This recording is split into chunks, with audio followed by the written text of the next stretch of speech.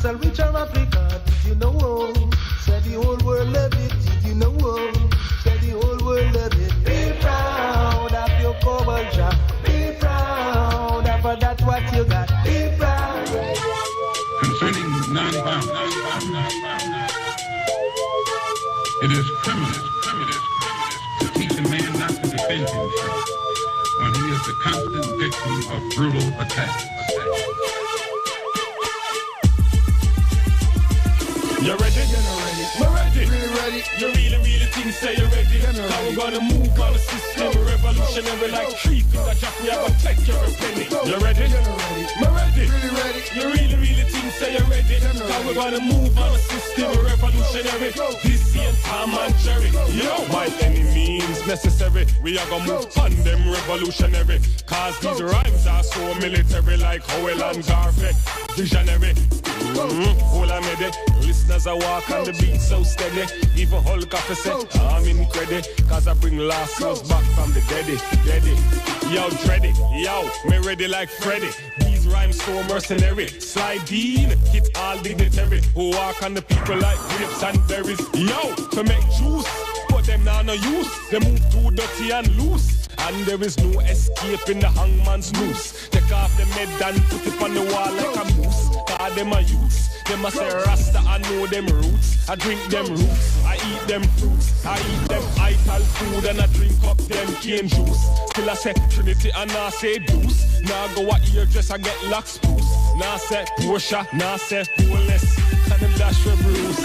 Cause if you want to lead the youths them, and if you want to teach the youths them, and if you want to reach the youths them, in them stiff you better be the new blend, the new trend. Like a long last new friend. Some are Benjamin and Reuben. Some you don't know from Adam's Eden. But in a time of problem, them are your godsend. Yo, you ready? You're not ready. I'm ready. Really ready. You really think say you're ready. Now we're gonna move on the system. Revolutionary like 3 finger jack. We are gonna take every penny. You ready? You're not ready. I'm ready. Really ready. You really think say you're ready. Now we're gonna move on the system. Revolutionary. This ain't Tom and Jerry. Yo.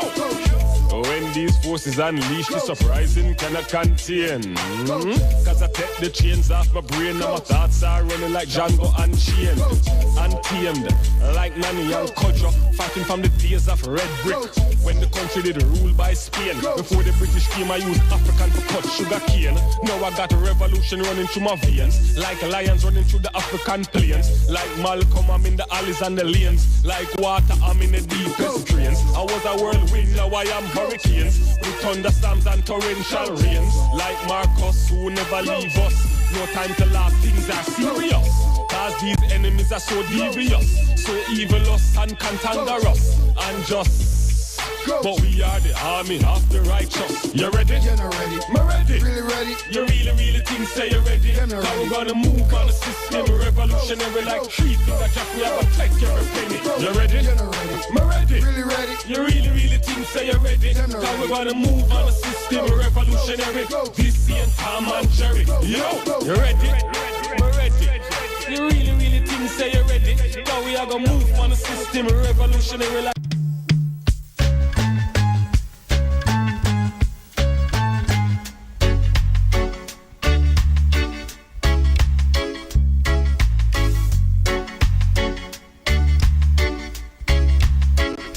Rastafari,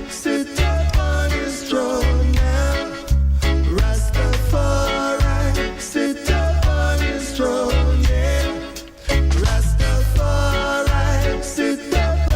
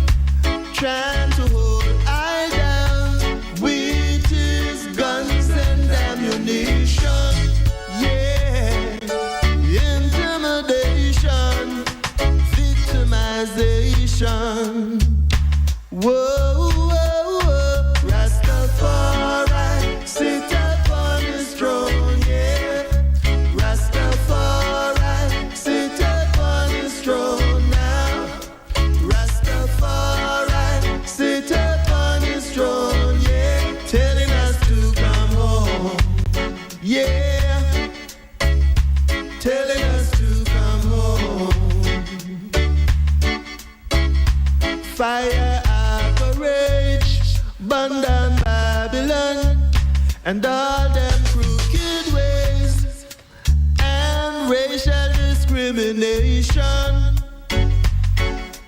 discommunication, brutalization.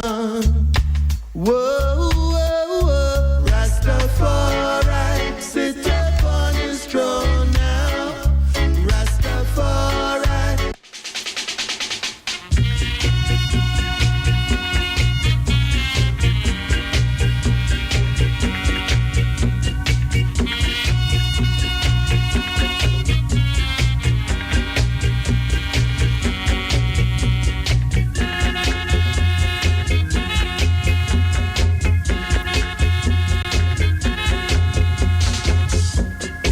Shall not enter.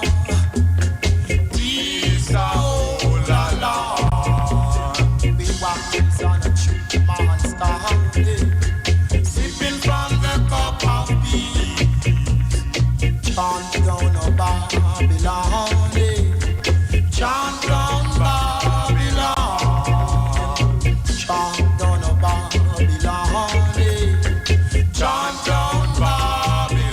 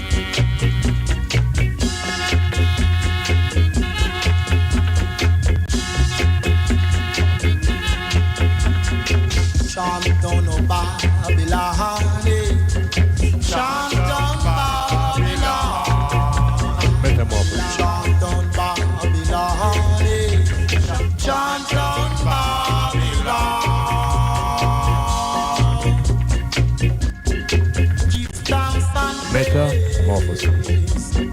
Give thanks and praise. Give thanks and praise. Give thanks and praise. Giving thanks and praise to the ancestral forces.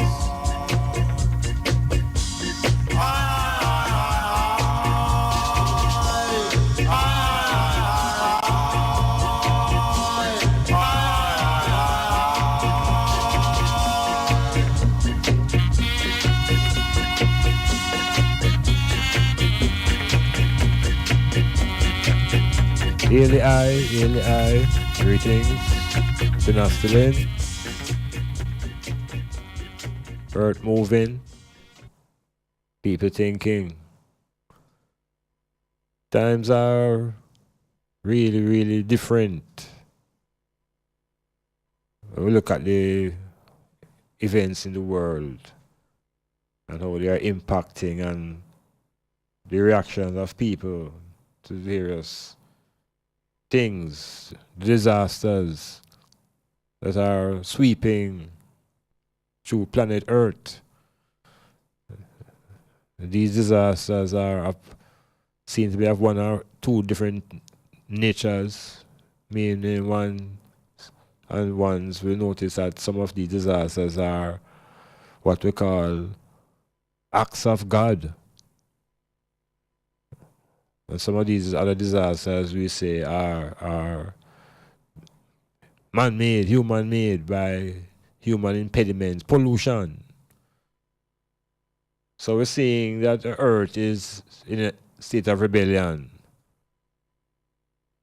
And disasters now bringing to the front the reality of living on this earth and who holds the powers and who have the science and who have the resources to overcome disasters.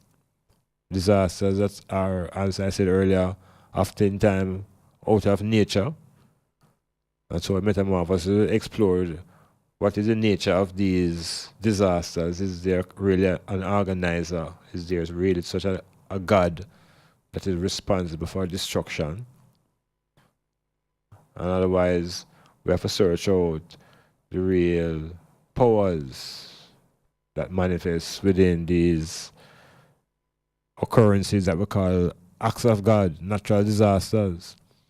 And then we have disasters now that are pending, many that started through the disabuse and the misuse of the environment, that the basic elements of air, water, fire, and earth are now in rebellion. And we feel it as hurricanes and typhoons and storms and earthquakes. So there's a certain imbalance now within the environmental structure and the feelings. So Metamorphosis now really want to explore this disaster mode that we're into. And the disaster is not just within the elements of nature, but having disasters within our economic setup, having disasters within our community frameworks. But these massive ones now, these ones that cause many lives and loss of property and wipe out of whole countries are a different thing altogether. So Metamorphosis will explore the source and the cause, and basically what is it that we ever put on the what they call the devil now as a cause of destruction. Why is it always acts of God? So one just what you can text or you can WhatsApp, share your view. Why is it that these acts of destructions are always accredited to God? And it is that same God that I and I is supposed to give homage and give praises to. This is a God of destruction. So Metamorphosis will be examining that. We'll continue to look our scores into the whole nature of what people call in the system, as opposed to what people call in the government. And are they the same? And is it one drives the other? What really is the set of elements that come together to create what people call the system? Because in the island yesterday there was a discussion by one opposition party outlining their vision for Jamaica. And these visions, they have been swapping forth and back with the ruling class at the moment, and it's the same vision. It doesn't really include the transformation of black people at the foundation. So, Metamorphosis, looking into the response, looking into the environment, looking into the cry of the people who call upon forces in times of destruction. And should I and I re-examine where we're putting our faith and where is it we should really be focusing towards developing ourselves as a people.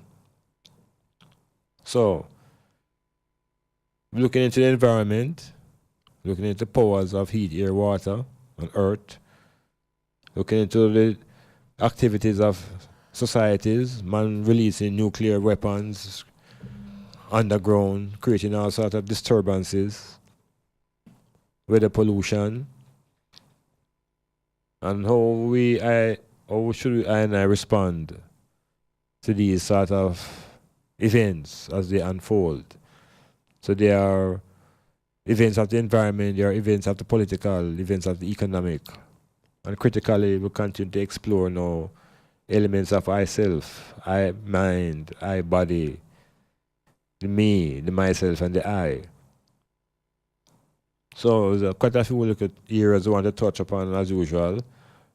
And again, I want to say to the listeners that the program having a sort of struggle in not being able to play the songs then that and I think will be more befitting to the reasoning that those who govern are holding a tight rein, and almost every song that I and I play, I get a report that it is a banned song within usage, but it is played on all other stations, and via the disc jockeys and so on. So it's a kind of censoring, but the liberation struggle of the thoughts shall continue through metamorphosis.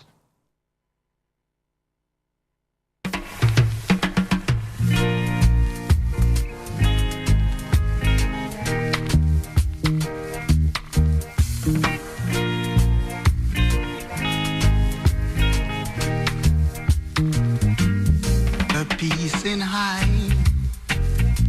and slowly fade away.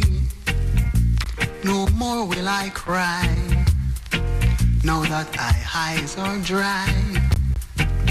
I've been beaten and robbed of I rights and I loved ones. I bones have grown so tough, no guns or bombs can tear I apart. I eyes get so red from anger and wrath. They lock I away, or they'll throw I in jail. Sata high, sata high, sata high, sata high, sata high, sata high. Smoke it in their eyes. Sata high, sata high.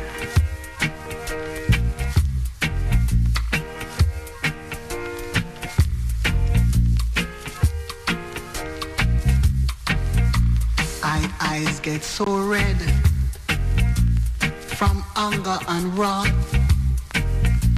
They lock I away, oh they'll throw I in jail. They say I smoke ganja, some say I smoke Cali weed, but how much do they know what that ganja does for I? A sata high, sata high, sata high, sata high, sata high, sata high. Smoke get in their eyes. Ooh. Seeing, Eli, give thanks again. Welcome again to those who are listening on the island of Jamrock. And heal those who are within the immediate proximity of the station, meaning those who are in Bonebrook, and those who are on the hillsides, the Ranch Hill and the Shatova, and the various communities, Falklands and so on. It is a very nice, cool community called Bonebrook. And then wheeling up the people in Port Antonio properly, and right across the parish, east and west and central, and then over into the other areas of the island. So healing up those people and healing those who are far out in the farthest northern ends of this great plantation, and they have to deal with their levels of anxiety. And we hope that within the self there is confidence that there's going to be positivity and growth within your own ideas and your own personal development and your family and so on. So really, all those listening, to Styles FM, Metamorphosis. So the time that we are in now are bleak, even at the regional level and the local level. And this is all due to the effects of the elements. And the elements that surround us now, from historical and cultural understanding, elements have always been with the earth. The elements are basic. The elements of the earth are really the earth itself. And there's water, and there's air, and there's heat, or fire, basic elements. When those elements come together and organize and operate certain forces, they become powers of energy, powers that can create change. So the environment of our mentality, So I say environmental processes. It's a mental environment that we are in. So this environment is sort of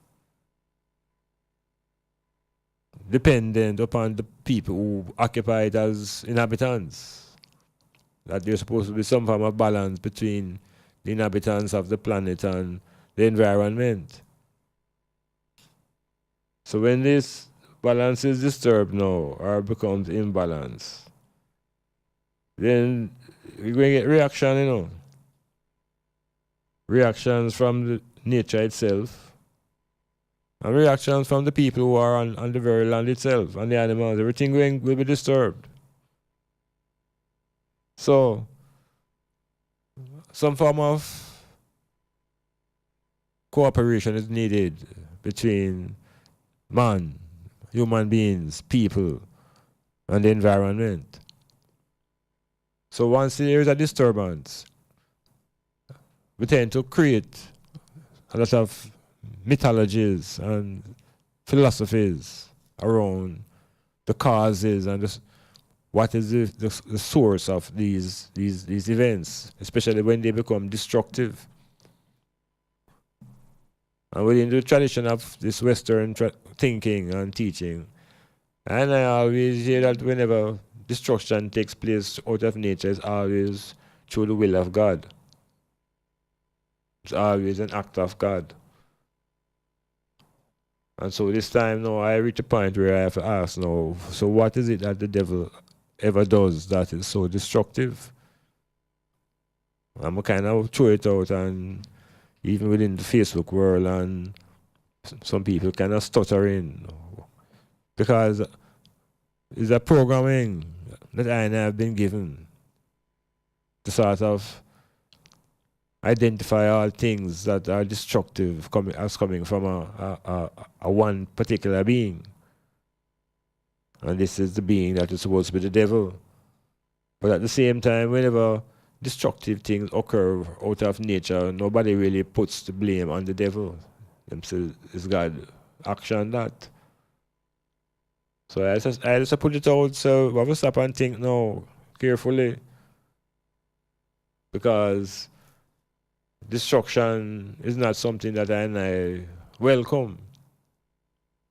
So we have to re-examine how we cry out and where we send our energies, and think about it even a little bit more carefully, because we have to either make some adjustments and recognize that perhaps the same God that people call upon for protection is the same God that is destructive, which is a serious condition. So the people who hold that ideology may feel the same way about themselves. Iman just say we have to re-examine the whole thing, because these hurricanes, as they come through and become destructive, are also suggested by others that they have influences that are of man and humankind, where men have developed instruments that can tamper with the weather and cause disturbance in the weather patterns. Because, for example, long time, in the 70s or so, even in a place like Jamaica, there was a time when something called cloud seeding was attempted, Something, man have gone with a plane and up in some planes and drop like iodine in the clouds them to try to create rain. And out of that thing, something go on, and before you know it, a massive flood take place. And so, would you say that flood now is an act of God, or is man interference with nature that causing these disturbances that are destructive? So I'm going to throw out all the angles that we can free ourselves from these ideas that, nothing really is really dependent upon what man does. Everything now is always into something else that's up into the sky. And so man not taking responsibility for the things that him doing, like creating the pollution. And the pollution now is a serious force and a destructive force on the planet. And pollution manifests itself at all different levels. There's even pollution of the mind. Metamorphosis. Do you have or are you seeking a place to rent, seeking employment or have a job vacancy? Are you selling a car or having a garage sale? Then come see us. Let Styles do the advertising for you and you'll be on your way in no time. Contact us at 876-286-9216 or 439-5160. Advertising Style. Advertise with Styles. Are you sick of living an average life and tired of just getting by? Do you want to take your life to the next level? Learn the secrets of the super successful. Listen to Power in a Half Hour with Coach Mark this and every Wednesday night on Styles FM from 9 to 10 p.m. Learn the habits of the super successful and how to make these habits work for you. Learn to turn your dreams and desires into reality. You can win in the game of life. Let Coach Mark show you how. Every Wednesday night on Styles FM from 9 to 10 p.m. Boundbrook Hilltop Guest House, conveniently located at 15 Boundbrook Crescent, Port Antonio. For a large space of single and double rooms at reasonable rate, Wi-Fi, cable TV, breakfast to order, 24-hour security, CC cameras, parking, snack bar and lounge. Beautiful scenery of the Caribbean Sea. We're willing to assist with additional accommodation, such as fridge in your room, coffee machine, and so much more. Boundbrook Hilltop Guest House, proud sponsor of the METAMORPHOSIS with Dr. Iman Blak, live on Styles FM, Mondays, 9 p.m. to midnight. Call Boundbrook Hilltop Guest House at 715-1644.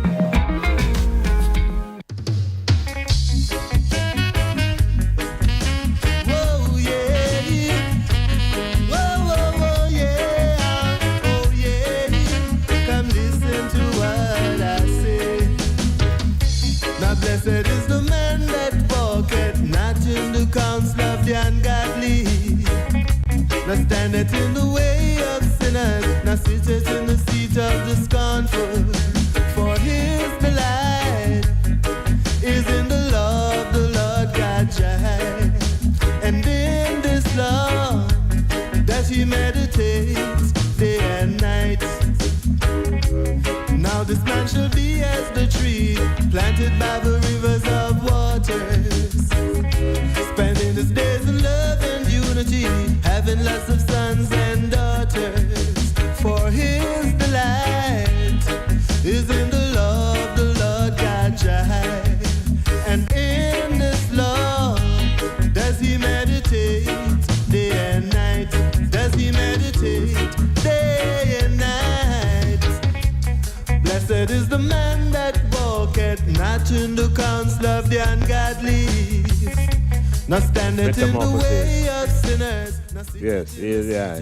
Give him thanks again for being present at Styles FM. And I want to remind listeners that in the next program, which will be the end of the month program, the lines will be open, so you can begin to organize your thoughts and your questions and your positions that you want to articulate within the running of the program. So that will be next week, Monday. You line up yourself and get your thoughts and your pen and your paper, and the world is listening. Yeah, so before we even advance the reasoning into the I-word sound power, there's a set of persons who pay attention to my Facebook page, and they are often, a lot of them are keen listeners to the Metamorphosis and even perhaps observe it through the streaming. So we end up all those who are on the Facebook from that time to this time, long time, whole heap of ones and ones who link and pass comments and so on. So there's a comment from Virgin D. And let me really ask guys a thing. And this medium can be used, You can always drop me a question or drop me a comment on my Facebook page, Doc Iman Blak, DOCIMAN BLAK. So D now is probing. I'm really trying to find out what them think. What could be the root? Why? This is what I'm saying. Why is it that when black people reach a certain obstacle, them say them can't bother? You know, why is it? Why black people say them can't bother when they reach an obstacle? Is it because of the system, or you want to know, is it because of low esteem, or both, or much more, and so on? So I thought I was just sort of pay a little bit more attention to the question and this idea about black people. A kind of broad statement to just say black people, and it means everybody who black, but I think we understand what you mean. Why a lot of black people say them can't bother whenever them reach an obstacle. Well, oftentimes, you know, that issues arise within your own individual self when you buck up on an obstacle. Because attitude now plays a certain role. Because for some individuals, the obstacle is an event or an experience that forced them to decide, say, well, you know, I really want this thing that I'm going after. And there are others who lack that, what we call will, a kind of willpower to advance the cause, and them just kind of surrender. And say maybe them can't bother. So I think one of the things that people have to develop in themselves is their own strength of will and them desire. And I think when they meet obstacles now, these become stepping stones rather than walls. And much of this, I think, is within the whole mental attitude. And of course, if you have a positive attitude about yourself, then your self-esteem will not be low until you're not part of projection of development of yourself. So as much as the system may try to oppress you as an individual, you won't necessarily be suffering from low self-esteem because you really know yourself. So that's how I really deal with it. And so we try to encourage other people now to come to know themselves and to develop their own strength of will, develop their own willpower, develop their own desire power, and have a very broad and clear imagination and put everything together. And I think obstacles just move out of the way and it becomes much more, you know, practical to achieve goals. So I ain't that deep as far as Iman think relative to the question. Yeah, metamorphosis.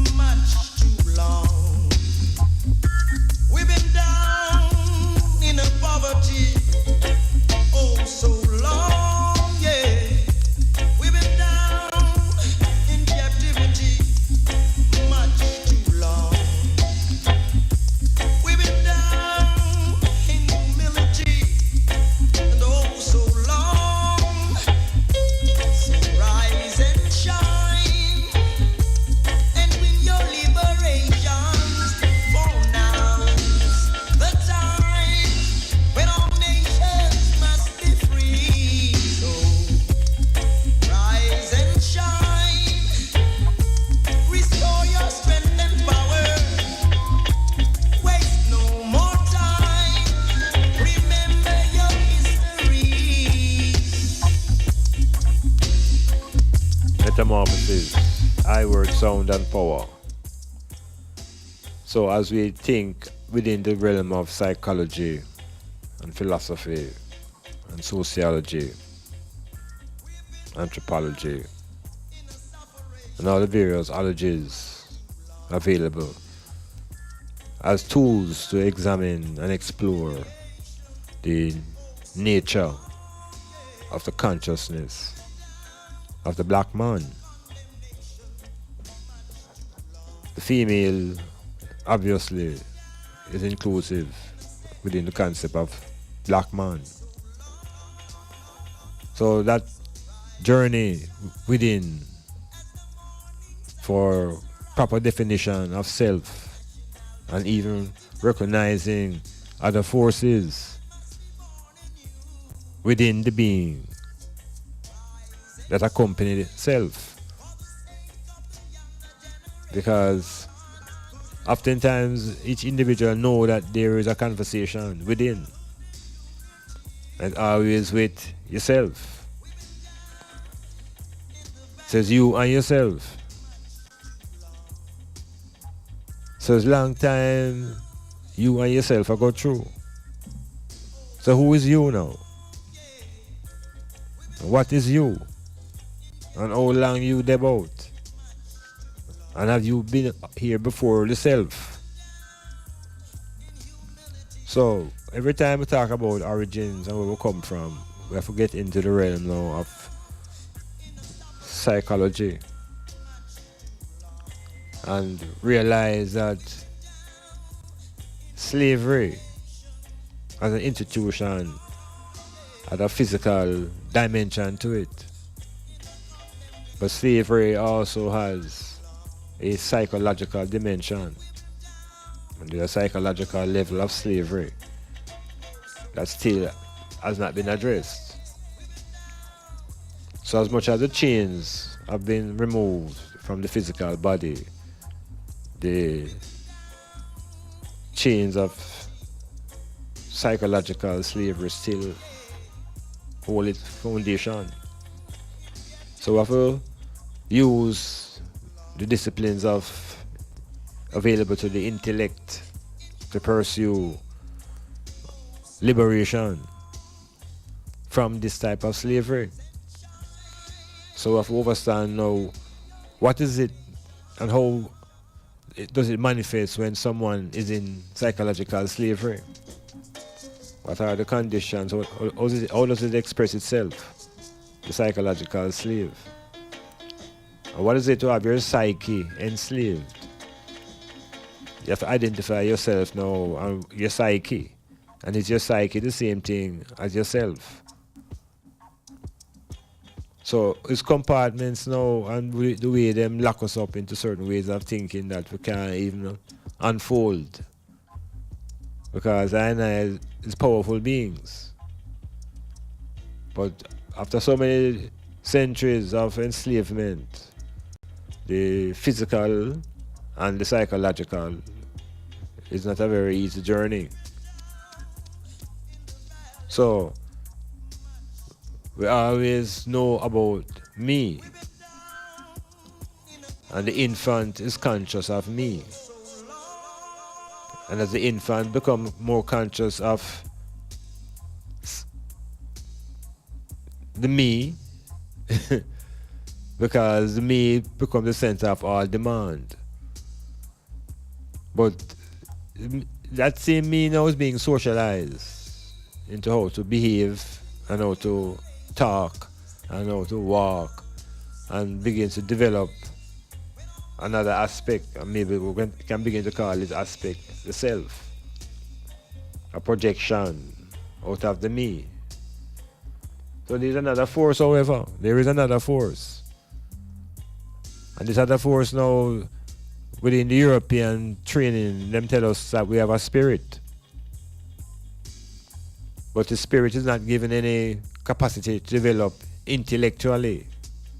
It's just a spirit thing. So we have to re-examine myself, re-examine the me, and see what is the I. How does the I fit into the triangle, into the pyramid, with me and myself. Because I always speak about, boy, me didn't know, you know. I didn't know, you know, and me feels about I think. And we will speak with these different, like these different aspects of our being. And what I am saying now, we'll find a way to unify and get the thing under control. And recognize now that it's not just the me and the myself, but there is also a force within called the I. And the I is the force that's supposed to govern the principles of I, myself, and me. So, yes, and out in order to assist in the breaking down of these chains in the psyche, we have to reconstruct I and I own psyche, we have to reconstruct our psyche. And we have to recognize that the powers within are within. And these powers within are the same powers that we use to generate, to create the Sphinx. And to create the pyramids. And to create the mathematic formulas and all the various sciences that the earth now benefits from. So, psychology, they tell us that it's eerie, but air is power in the air. Without air, we die. And when the air combines with the heat and water on the earth, there's serious terrorism on the planet. So we have to respect the powers, natural powers. And as an African people now, we have to find out that there are powers within. And we have to re-examine and reconstruct our own psychology and transform ourselves from these animal frameworks into frameworks that make us more divine. And step out of that animal psychology and recognize the powers that are more natural. Metamorphosis.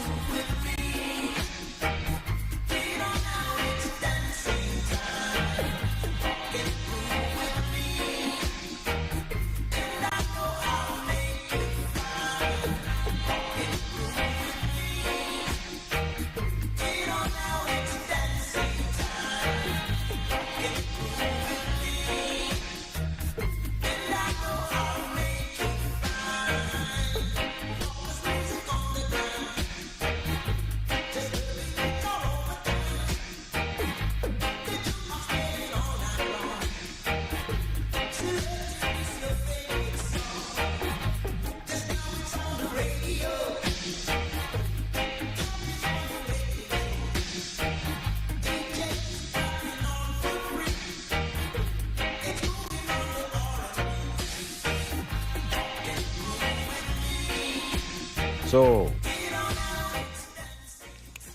I said to myself, is this really me? And myself replied, yes, it is truly I. Now, within the plantation society that Africans have been forced to dragged up into. They give us a framework that puts a concept called an ego into our way of analyzing ourselves. And so we equate the ego now with myself. So what is this ego now? This ego is a sort of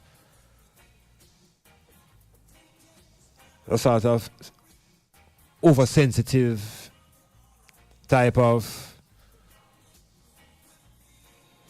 insecure sort of being, as some of the attributes. Insecure and possessive.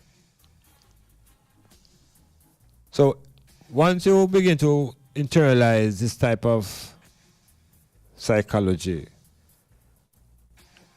then you begin to have a type of behavior now that become very individual, less cooperative. And it's all about myself, me, and how me look,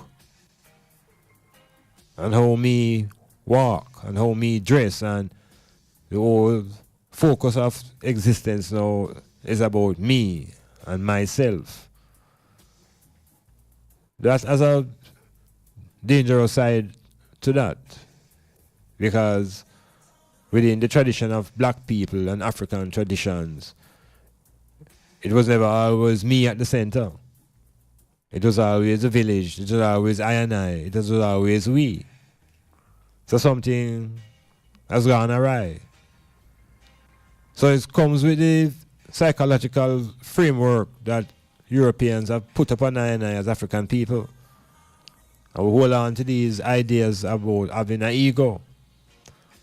And people's ego now, especially amongst the males now, become problematic because they don't talk about ego in the females.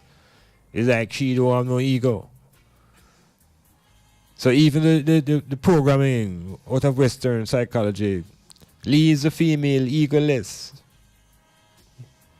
And the male now has this ego to the extent that it walks around and can carry it up on his shoulder. And you have to mind what you say, because the ego can get hurt easy. Almost in a very strange way. One time man will say effeminate, but without any discrimination against the females. But that has always been a sort of traditional perception. So it's things and things and things. And how we're viewing this myself thing now is getting a bit extreme, because it leads to all sort of, even what you call now, personality disorders.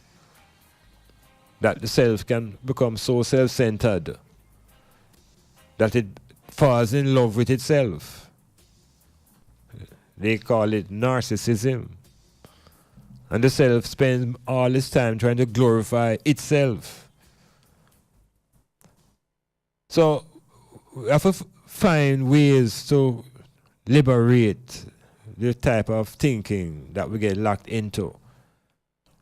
We've also recognized now that it can't be just about the me and myself, because there's a greater force within, which is the power of the I. And the I force has the power of imagination, intellectual, inspiration. The I is the divine center of reality. The self is a projection of the I. It's also a construction by society, because a lot of people respond to society now, and that helps to define who them is. So it's a thing where we need to revisit and rethink, or we think about the me and the self and the I, and how the I must navigate and be able to rule in divine ways, recognizing the feelings of the need of the me, and recognize the sometimes frailties of the self, but sighting up the power of the I. Metamorphosis.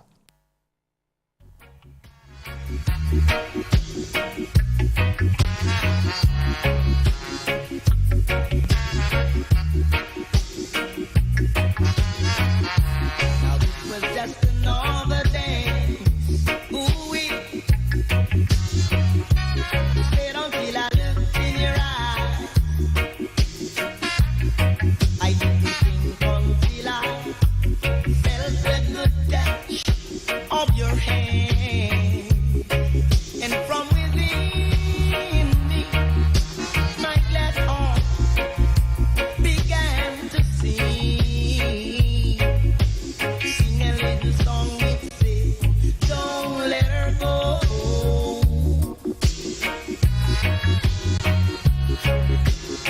Now aren't you old enough to know that she's the one?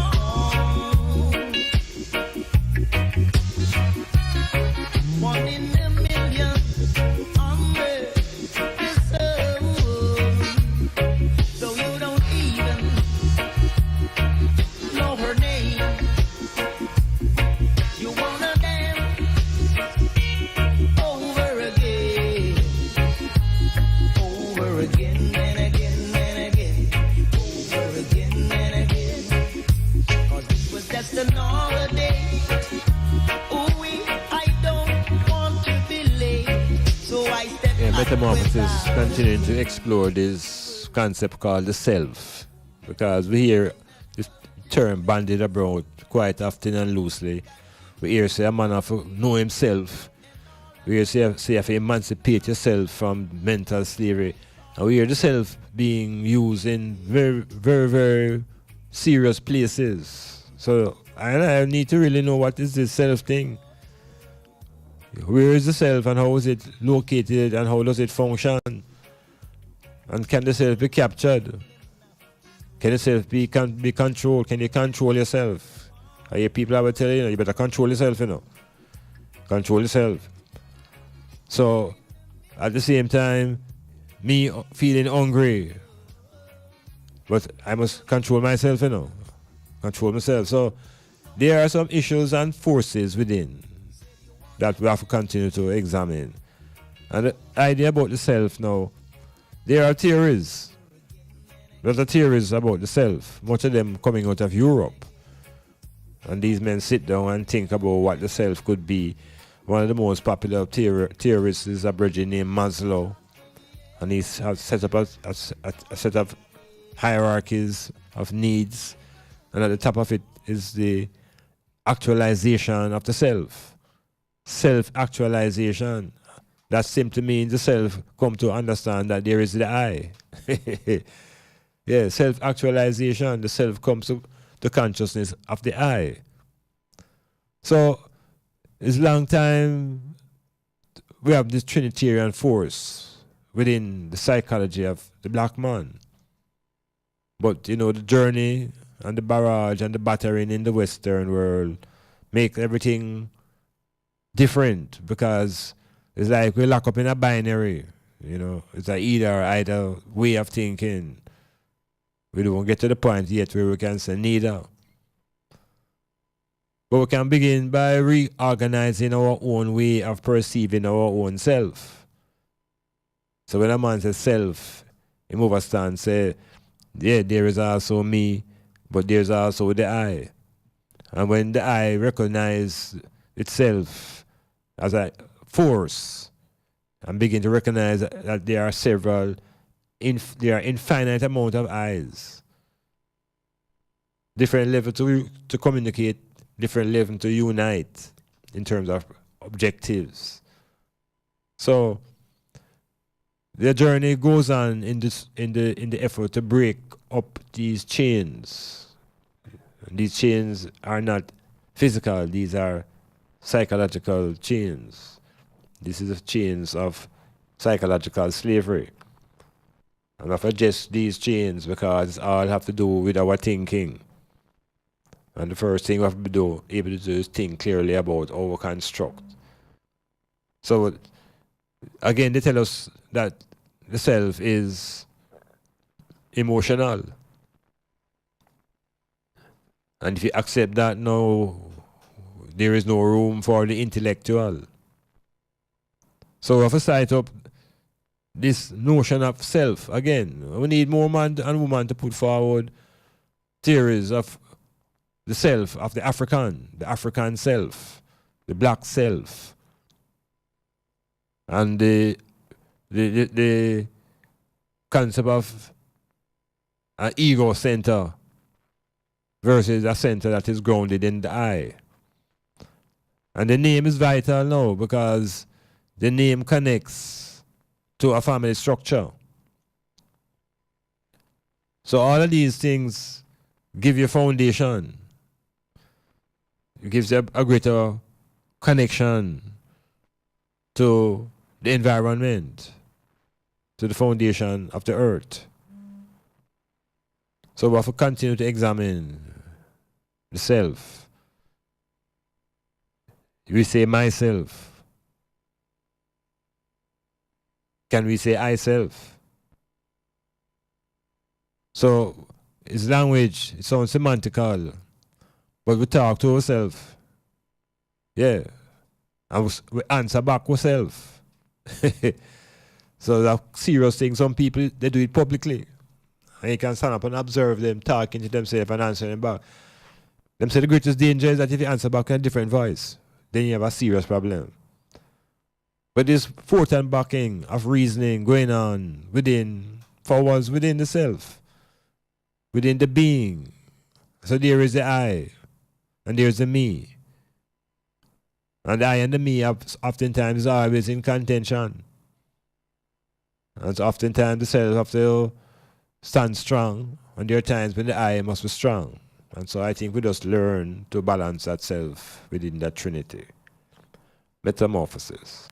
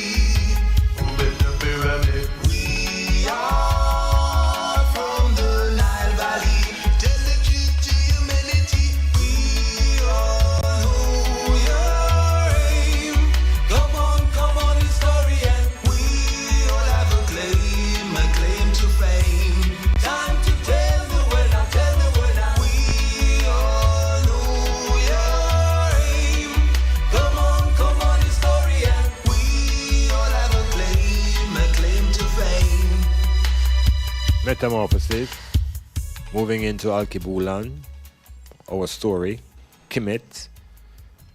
This is the land of the black people, the continent of black people. And this is a continent that had its millions of population, a continent that existed without any influence from Christianity, a continent that had a history without any influence from Islam. So the ancient African, Alkebulan, Kemetic people have our story that has its own stories long before the coming of even Islam. First organized invasion in terms of religion. And oftentimes, black people overlook the brutality and the barbarity of Islam and focus on the barbarity of the Christians. The people who were called Arabs were highly racist, and today they still have racism and slavery in their societies.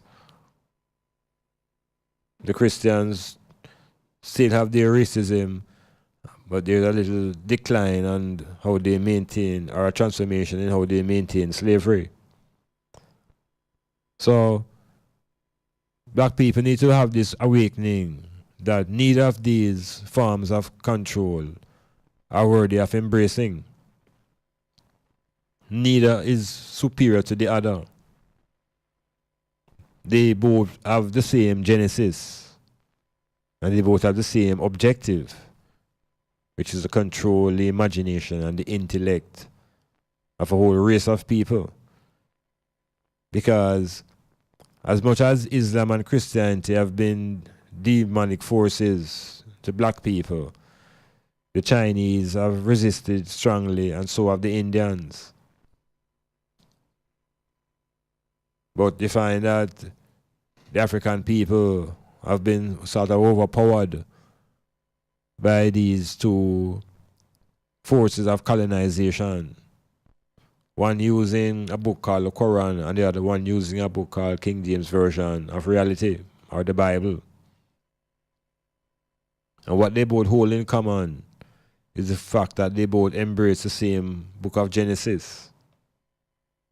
They both go into the same Adam and Eve story, and they both come out of the Garden of Eden. So at a certain point, it doesn't really matter where you join the queue. As long as you're on the line, you're coming out of the Adam and Eve beginning.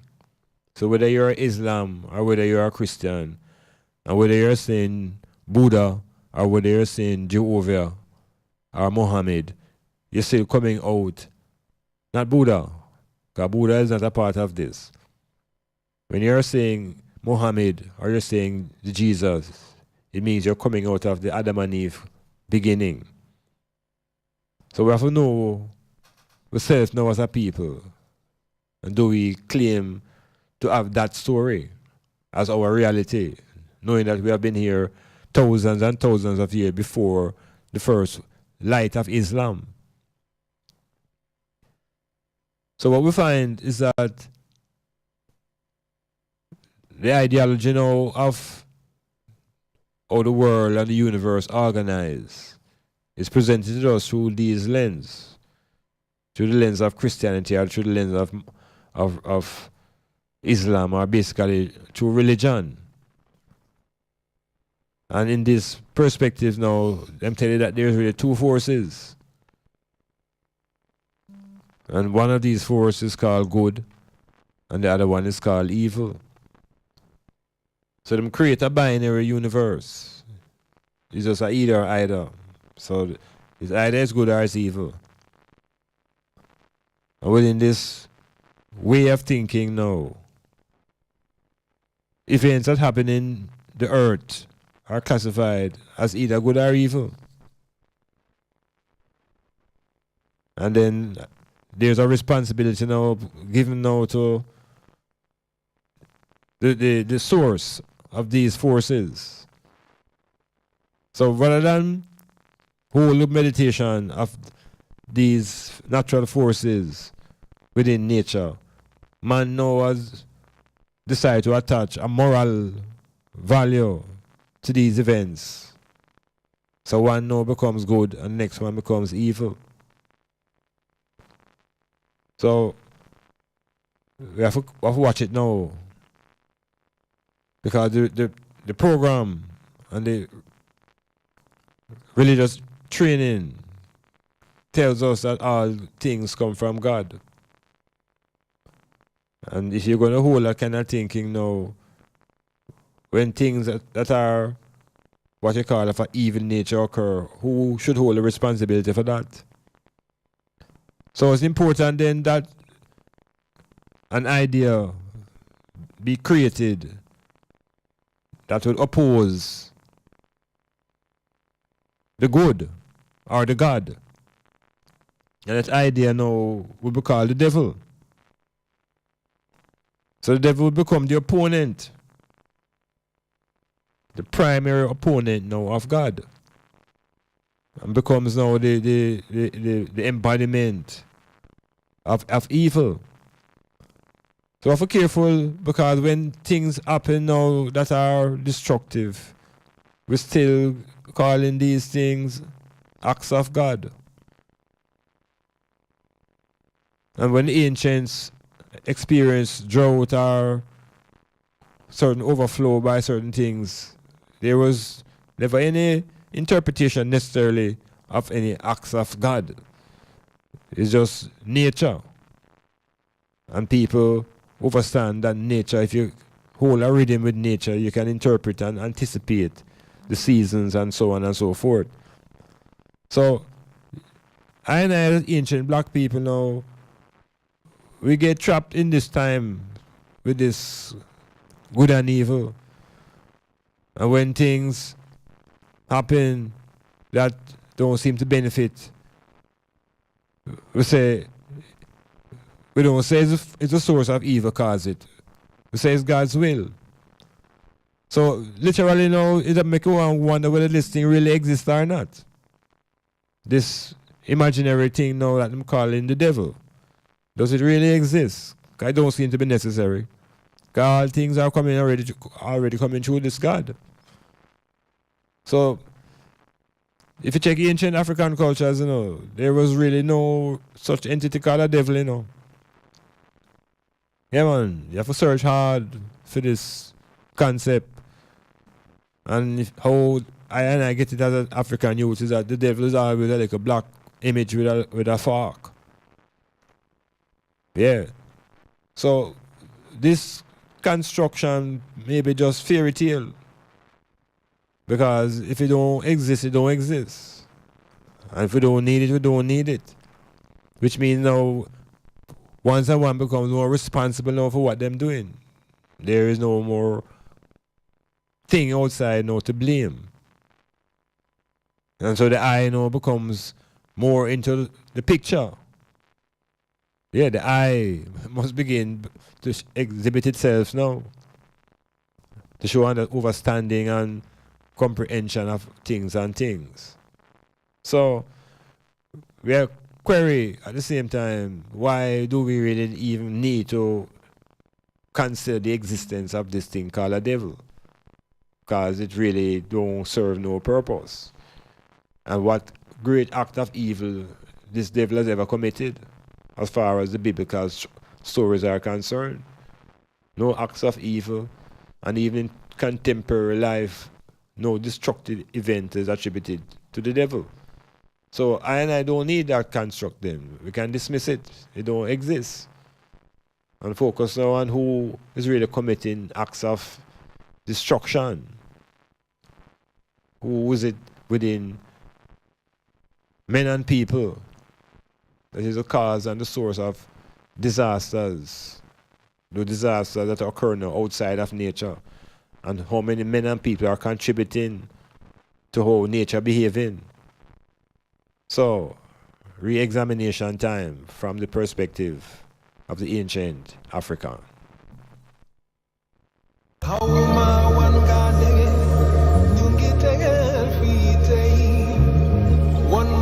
kumbachna, Africa dafa bachna, kidafanya, kidafarafet, one man chiki bunjul, kidafa bunjul, one yandeke sawai, kidafa bunjul, one man chiki bunjul, kidafa bunjul, dafnin rafet yung wentamenda ingama, dafnin rafet yung wentamenda ingara, dafnin rafet yung wentamenda ingara, did you know, that's a richer Africa, did you know? That's a richer Africa, did you know? Said the whole world love it, did you know? Said the whole world love it. Be proud of your culture. Be proud of that's what you got. Be proud, you got to hold on to it. Be proud of your culture. Walking down the road in a German. According to Christianity, the devil is the primary opponent of the God. According to Christianity, the devil is identified with the serpent who tempted Adam and Eve to eat the forbidden fruit and describe him as a fallen angel who terrorized the world through evil and is the antithesis of truth, and shall be condemned together with the fallen angels who follow him to eternal fire at the last judgment. Well, I'm going to tell you. And of course, Islam now. Islam identify the devil now with all those who oppose Allah. So if you oppose Allah, you are the devil in one religious order, and the next order is really the fallen angel who terrorizing the world through evil. So these are ideas, these are constructions of thoughts presented through Christian ideology and thinking. Ancient black people, ancient African people, before we even meet Christianity, before we even meet Islam, we never have nothing like this. We never have no devil. We have no devil in our consciousness to fight with nor against. Because God and the gods of our consciousness never have no opposition. There is no opponent. There's no dichotomy. There's no war going on. So we are revisit this whole idea of, do we really need to even talk about a devil? And it's in that time that when a man buck him to him take responsibility and realize that maybe he's a gaze. Maybe he must thinking too far ahead. Maybe such and such. It's more personal responsibility. It's more the I now must begin to take up the mantle. The I, because the I now is really the controller.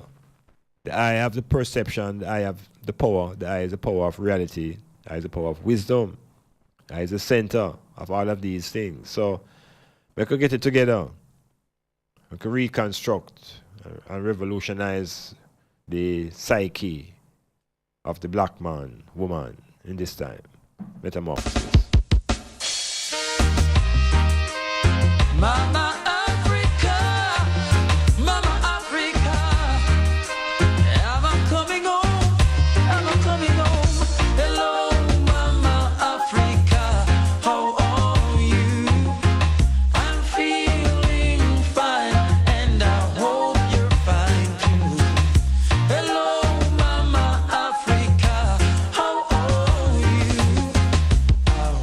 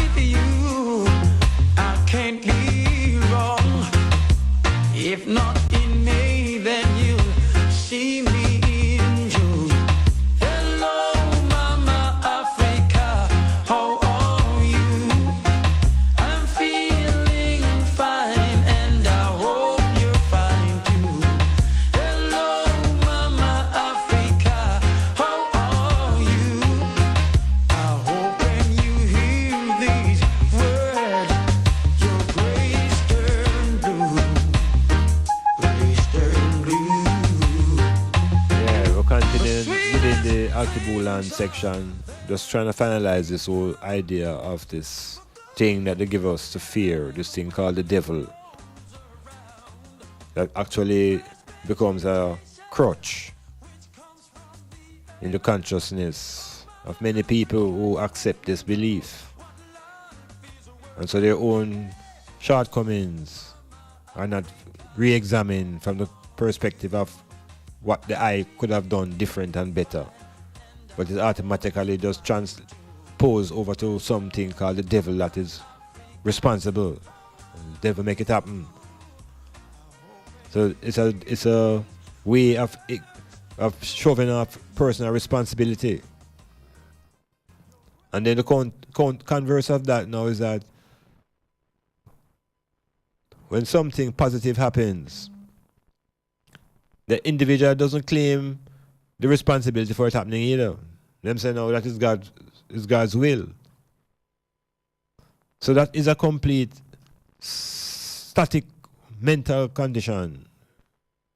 It's a foundation to being psychologically enslaved. You're not in any gear at all. You're neither going nor you're coming. You're really just in a neutral. And you burn enough energy, revving, but you're not going anywhere. So we have to start, revisit and rethink some of the things we have in our own subconscious brain. And begin to take responsibility now through the powers of the I. Because this is higher orders now, with the self now, have to just observe and support. So for centuries, I and I have been bogged down with this concept of the devil. And if we show that this thing don't really exist, then many other things will fall down. I don't have to say it right now, but it become obvious. So it's not necessary. And if things happen in our lives and it's destructive and traumatic and it's still through the will of God, then we really don't need to even consider the existence of a devil. That means all things come from God. So those in the hurricane who drowning is God's will. And those who were rescued is God's will. So the more we have it. And while it's happening now, you have some set of man who make a bag of money now out of the events. Because them influence some of these events with their own will. So we have to watch it and think it out carefully. So we don't need it according to what's happening in the earth now. Because right now, Irma run through the Caribbean, and as I speak to you, there's another one right there on top of the people in Dominica again. This one named Maria. They're on the people again. So it can't be where is the act of God in this now? This is the height of destruction. A wiping out of an island and a people. And so we programs attribute this now to the same God that we pray to for mercy. And then you wonder why as a race we are in this position of suffering and tribalism. Because we are still psychologically enslaved.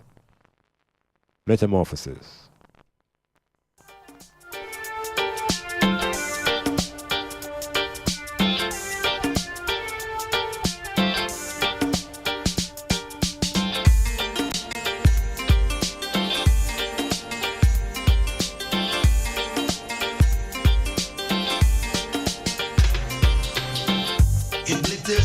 Like a beautiful stream. Hey, hey, it's here in this world and it's reigning supreme. Because of this something that keeps on glittering. Because of this something, so many people are fighting. Knowledge and wisdom will lead us to freedom. Hey, hey, let us seek first the heavenly kingdom. Because of this something that keeps on glittering. Because of this something, so many people are fighting. Because of this something,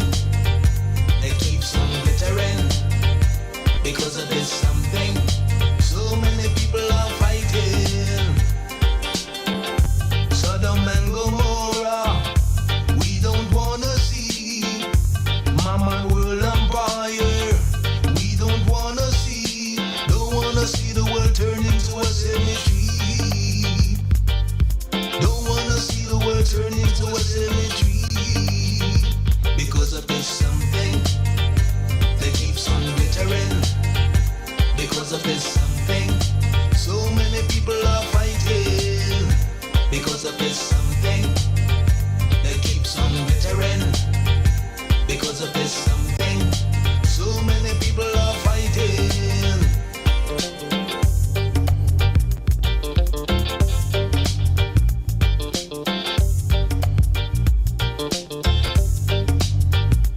Some people fed up, I know it. Long down must be talking about them fed up. I feel it, cause all them people talking about this. Don't wanna see no war, don't wanna see no fighting. Cause them don't wanna see no war, don't wanna see no fighting. So don't bother with the gun, no bother with the gun, no bother with the gun, no pie, no bother with the gun, no bother with the gun, no bother with the gun, no pie. All the ragamuffin who they living in crime. Nobody kill your brother for no nickel nor dime. All the ragamuffin who they living in crime. Nobody kill your brother for no nickel nor dime. Stop fighting and make we all start uniting. Lord of mercy, stop fighting and make we all start uniting. Bumble the bong, unite. No matter with no fuss, no fight, unite. No matter if you're black, no white, unite. You know that the time is right, unite. No matter with no fuss, no METAMORPHOSIS. fight, unite. The cry for unification has been a long one, but it's about even understanding what the word means. Some people think that unite means everybody saying aye. But I think it's a more practical way of achieving objectives, where the objectives become common and there's a unity around now achieving those objectives. So everybody don't have the same interests necessarily or the same objectives, but whenever those objectives become the front, these people make themselves up and running. So, you know, we have to use up with skills. We have to use up with skills and realize that there are differences at a level called personality. Different personas. People have different attitudes and people have different ways to communicate. So we have to sight up those differences and recognize that what is required at a certain level now for what to call units now is to begin to respect these differences. So once there is that level of respect, and it all comes down to how you view yourself initially. Because if the self is just everything about me, and you don't understand the power of the I, and that each me you meet has an I, and that is that level of communication is really required now to really promote anything, any real development, then, you know, it's like we missed the boat. So there must be a respect for difference. Different points of view, different perspectives, which is important to form a good outlook. Different perspectives, but what must be common is the objective. So, for example, there was a time when there was an objective by we, the people, to challenge the University of the West Indies to a bus that they put up. And the challenge brought the university to a point where they had to replace it. It's unfortunate that what they replace it is no better than what was there before, necessarily. As a matter of fact, it's a quantum leap different from the first presentation, but it's no different. The artists just don't have it. Artists just don't have that sense of Marcus Garvey and that black Pan-Africanist mentality. But there was unity. And the unity came around the objective. So I and I have to begin to develop objectives around which we can unite and not try to unite at this personal level necessarily, because that's a whole different issue. And people have enough of that struggle just within their own relationships and their basic family structure and community, etc. So the focus could be on the unity first within, which is me, myself, and I uniting. And then there's a respect for each individual, and then there's a unity around some objectives. So another objective that could be easily construed, that the people would be conscious of, is the whole idea of removing that nakedness in Emancipation Park. This is an objective that the people could rally around and unite and petition the Ministry of Culture to remove that nakedness and show a certain level of respect for African and black family structure in Jamaica and the Caribbean. I will challenge whether this is a true symbol of emancipation. So it's around those type of ideas and objectives African people must find ways to unite and bring our differences in personality at a level of respect and then move towards action and the change that we're all clamoring for will come. I get a text and somebody's asking who is it that is banning the songs and so on. So I'm going to respond to that very shortly, because we get a response from some set of people who say that they are the monetized copyright owner and that the certain songs must be removed, and they identify the songs, tell me what time the song play, Declaration of Rights, the Abyssinians, and they go on and they go on and they go on and then name all the songs them, and there's a whole heap of them, almost every song. So Orchard Music, on behalf of Play Digital, monetized by copyright owner, remove the song Black Soul by Burning Spear. Remove 400 Years by Bob Marley. Yeah, on behalf of Columbus Records. So all of these people here remove Light Mountains from Sizzler by Sound Recording. Equal Rights, Peter Touch. Malcolm X, Dennis Brown. So I used to say, like if a tune I man draw for now, somebody through these set of agencies now telling me now, say they must file a dispute, Kings of the Earth, on behalf of all these various companies, and they are monetized, so on and so forth. So Sister P, I saw it go. So the programs now know what this does now to the metamorphosis. It makes it inaccessible now, inaccessible to people who live around the rest of the world who are not able to hear the program live. Because what is happening now, because of these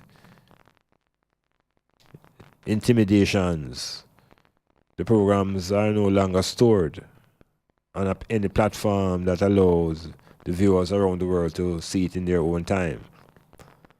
So that kind of way to cramp and paralyze the metamorphosis, but you see, time, yeah man, transformation, seeds in motion, metamorphosis. Eternity is a temptation of time. To dance is to be master of time. His pleasure is to control mind. Universal remedy, cure for you and cure for me. Universal remedy, cure for you and cure for me. Dr. Street is the one you get to meet. Whoa, Dr. Street.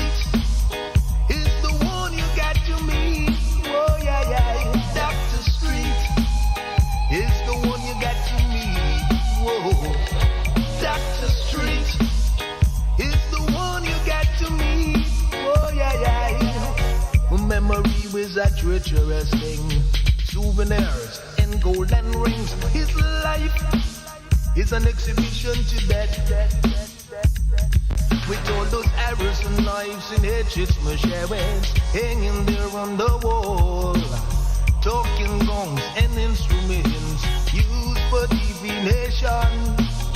silence that you're chiseling strokes of charity. Dr. Street is the one you got to meet. Whoa, Dr. Street is the one you got to meet. Whoa, yeah, yeah. Dr. Street is the one you got to meet. Whoa, Dr. Street is the one you got to meet. Whoa, time is settled down by ruins. Rusty rat and river trout. His world is full of fetish forest. Dusty museum of life. Shadows of jawbone sticking to a lazy silver spoon. Hazy brown eyes echoing with laughter. Dr. Street is the one you got to meet. Whoa, Dr. Street is the one you got to meet. Whoa, yeah, yeah, yeah. Dr. Street is the one you got to meet. Whoa, Dr. Street is the one you get to meet. Whoa, yeah, yeah. Come on, my ginger girl. There is a rocky, rugged road to go. Come on, my ginger girl. There is a rocky, rugged road to go. Beside your journey from the plains of the no man to the promised land. Beside your journey from the plains of the no man to the promised land. With vigilance, with love, with life. With vigilance, with love, with life. Dr. Street is the one you got to meet. Whoa, Dr. Street is the one you got to meet. Whoa, Dr. Street is the one you got to meet. Whoa, Dr. Street is the one you got to meet. Whoa, yeah, yeah. Dr. Street is the one you got to meet. Dr. Street is the one you got to meet. Whoa, yeah. Yes, now the question that was raised earlier now is up again. What is it that the devil has done that we will consider to be the greatest evil in the world? I really don't know of any event, all of my reading and exploration and so forth. But because I don't know all that is to be known, I put it out there. Because when you look at it, them tell us true Christianity, because we never get exposed really to the Muslim world unless you took your own time to explore it and read it and study it and get close to it. But within the Christian world, this whole devil construction came out of heaven itself. Because we hear that the Lord God had four sons, four archangels, of which one of them was Lucifer. The bright morning star. And now we are told that this bright morning star now becomes an agent for evil. If we begin to query them stories, because remember now, who tells us these stories weren't there, but there's no human mind, no mankind, none of that is there within these type of conversations and discussions. These are metaphysical, theoretical constructions in thought. So we have a construct of a devil emerging out of heaven. And not only emerging, becomes the primary opponent of Lord God now. The primary opponent. So there's opposition set up in this heaven world before even black people are introduced into the planet through the biblical history. So this devil character now, according to Christianity, is the primary opponent of God. And is a fallen angel. And falling into the angel, this fallen angel now fall into this into this planet Earth now and drop into a garden. And there now, this angel now will be renamed the devil and would tempt this female to eat of this forbidden fruit. And when she got down on the fruit, and we understand that hell pop loose. So this is how I and I get introduced now to this concept called the devil, through the Christian story of this fallen angel. And before the angel even fell, now them tell us that there was a war. And the war was because this son called Lucifer decided to challenge Lord God for authority in heaven. Launch a political struggle. Lucifer and Fame soldier them versus Lord God and Fame soldier them. So we are here about war now, war in the heavens. This is metaphysical conversation. African people not a part of this, But out of this now, we're going to be forced to accept this concept of a devil. And then now, after this war now, Lucifer and the brethren them lose. This is a bright morning star now. And Lord God kick him out. And in his descent, because him apparently was at a higher plane than Earth. So let us say he was on Mars. And when them kick him off of Mars, him land on Earth. And all of a sudden on Earth now, there was this garden now with this construction taking place and farming and Lord God there tending to the soil. And now we get the story of this Adam and Eve. And this connection now is that the devil now is symbolic of the serpent. God was a serpent in the story now that crawled upon Eve and talked to her. So the whole thing now shows I and I that we don't really need this devil. This thing was a very recent construction and put into our lives that is not creating anything positive. We don't need it. It's basically just there to hold the blame. So we lose the responsibility for our own thoughts and our own actions. So ultimately now, they are, through scripture, giving the impression now that the devil have a kind of strength over the woman. And that the woman really symbolizes the devil. And through folklore now, them tell women that they know are the source of evil. Yeah, you see it. But if we watch that story and look how we demonize our queens and our empresses, how we lock them up into this concept of being evil. And because of temptation and all this type of stuff, we'll take responsibility out of our own consciousness to have more self-discipline and call it temptation by the devil. So African people for thousands of years never had to hold on to none of these ideas because there was no Christianity and there was no Islam. There is no Abraham, there is no Jew, there is no Hebrew. So these are things that have been imposed very recently, and it's part of the confusion in the psyche of black people. So this fallen angel thing, and how is it that evil entered the kingdom of heaven in the first place if it was made all perfect by this Lord God? How did Lucifer turn a challenge for authority? How did that become evil? So if we look at the underlying psychology now, because here we get the story that Lucifer simply challenged for power. So how can we qualify that as evil? And how can disobedience be equated with evil? We have to think out these stories and free ourselves. Metamorphosis.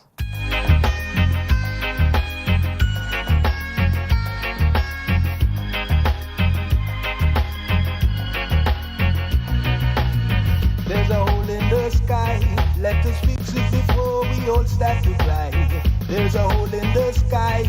Let us fix it before we all start to cry. It's no more fun to go in the zone without ozone. It's no more fun to go in the zone without ozone. I can't understand why we turn in the world in the no man's land without ozone. What are we but a danger zone? There is a solution to this environmental destruction. Seek and we will find. Let us get together and save mankind. The flowers and the trees and the birds and the bees. Let's stop this pollution. Oh please, stop this pollution. Oh please, what a situation. Anywhere you go, so much pollution. Let's not sit and wait before it's too late. There is no reason why we can't turn the world in the Garden of Eden. Seek and we will find. Let us get together and save mankind. The flowers and the trees and the birds and the bees. Let's stop this pollution. Oh please, let's stop this pollution. Oh please, let's start our journey from the valley of destruction to hills of restoration. Then there will be no need to be crying. It's no more fun to go in the zone without ozone. It's no more fun to go in the zone. Seek and we will find. Let us get together and save mankind. The flowers and the trees and the birds and the bees. Let's stop this pollution. Oh please, seek and we will find. Let us get together and save mankind. The flowers and the trees and the birds and the bees. Let's stop this pollution. Oh please, let's stop this pollution. Oh please.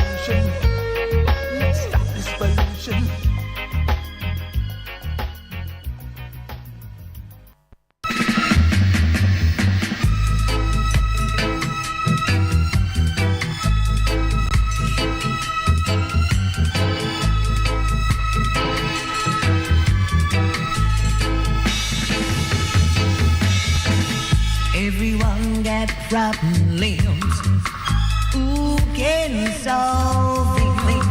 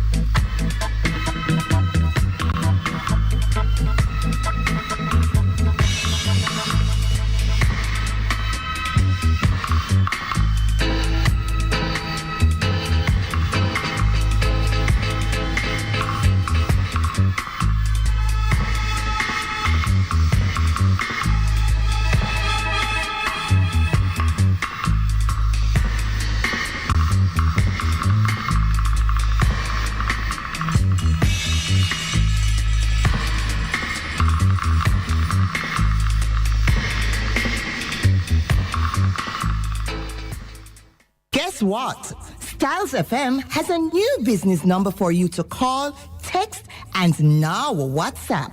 518-2399.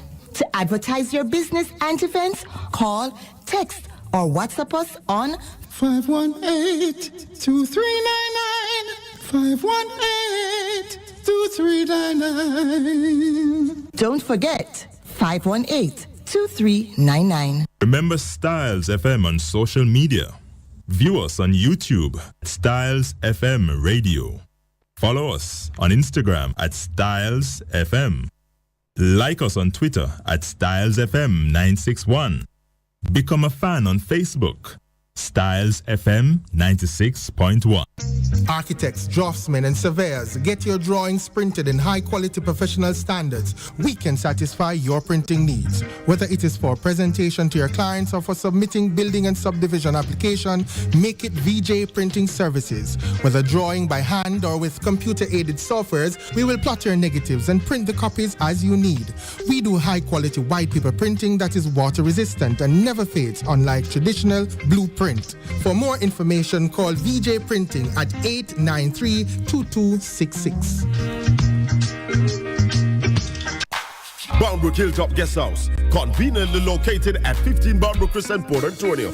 For a large space of single and double rooms at reasonable rate, Wi-Fi, cable TV, breakfast to order, 24-hour security, CC cameras, parking, snack bar and lounge. Beautiful scenery of the Caribbean Sea. We're willing to assist with additional accommodation, such as fridge in your room, coffee machine, and so much more. Boundbrook Hilltop Guest House, proud sponsor of the METAMORPHOSIS with Dr. Iman Blak, live on Styles FM, Mondays, 9 p.m. to midnight. Call Boundbrook Hilltop Guest House at 715-1644.